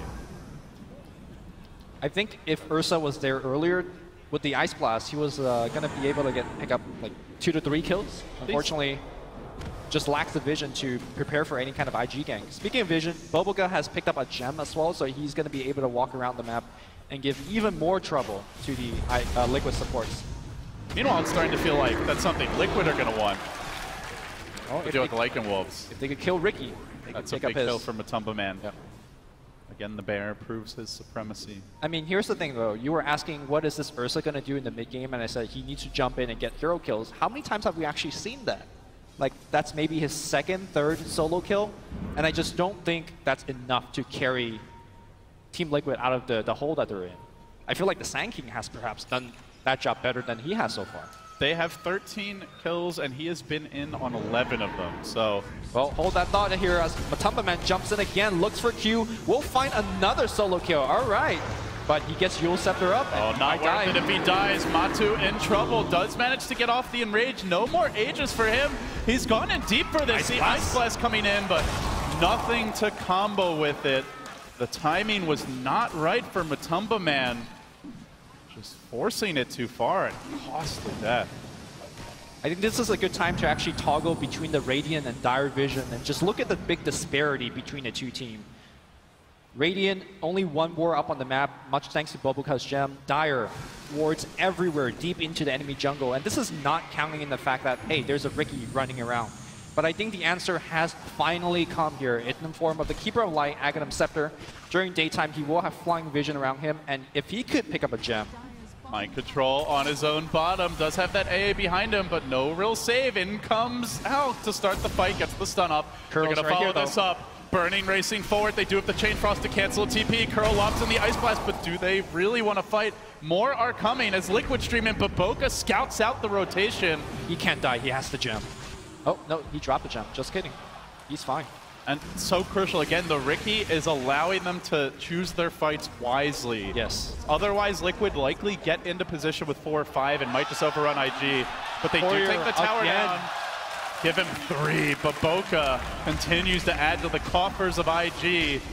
Liquid, alarmed, are going to force the issue, but with the Frost Armor and all their tower damage just being these melee hitters, it is fairly slow going. They'll take the tier 2 down. I think this is a group of push. They have mech, they have daytime with the Aghanim Scepter. They're going to just look to try to win it or get some big, big damage coming in. They do not have a pipe, though. They have 1 hood, so Epicenter could be huge. Yeah, well, if they could land it, that's a question. Matumba Man down to about half HP. They're going to go right on Matumba Man. The heal coming in from Keeper of Light with the Chain Frost bouncing around. Ultimate committed by Matumba Man. Can he make the retreat? It looks like he'll be fine for now, but already very low HP. Again, Keeper could juice him right back up. And I don't think Liquid is going anywhere. That's Chain Frost down. Chain Frost down. What more will follow? Lycan not split pushing. Meanwhile, Burning's trying to get out of the jungle and into the top lane, but it's going to take him a while to get there. While for Liquid, this journey is rapidly taking form. Mind Control thwacking away, just poking, prodding, staying out in front. Matumba Man lurking on the side, wants to find the opening here. Did just have vision for a moment of XXS. Not actually hidden. Liquid, no, he's in the neighborhood. He's going to try for the epicenter, but Matumba Man's there to interrupt this initiation. Great presence of mind from him. The burrow coming through, connecting on 2, but look at the heals. GH, the engine that keeps the push going. Now they deploy the Monkey King Wukong's command. Still, though, IG get the AA kill. They stay alive, but Boca's in through the rear. He blinks out. He will get decapitated. Liquid not getting objectives. Coming they in. Cage the Alchemist, from the back. Lycan with coming in. Blast, looking for more, but XXS with the rescue plays the triple burrow. Liquid still committing. They will bring him down. This push just won't stop. Finally, Burning gets a follow-up kill. It was 1 buyback already for Liquid. They need this tower. They might need more. IG know its importance. They won't get it up freely. They don't want to lose their shrines. They're gonna get the follow-up kill. That's a dieback on the Ancient Apparition. Huge commitment from him to try and take this tower down, and now the chase is on. They can route them in the rear by control. He gets up the Quills. Matu with the assist. Can they bring the Bristle down? He's also tanky him, but Boca continues pursuit, but it's slow. They need damage. They need control. He keeps on running. The Wolves come in. They get him from the front, and IG needs will to slay him. Go into the Roche right now. They cannot give away Aegis on top of Team Liquid. Did you see how brutal that push was? Sure, it was a slow push thanks to the things like Frost Armor as well as Acid Spray, but like you saw, the Illuminate just kept healing them up, and there was no answer for IG.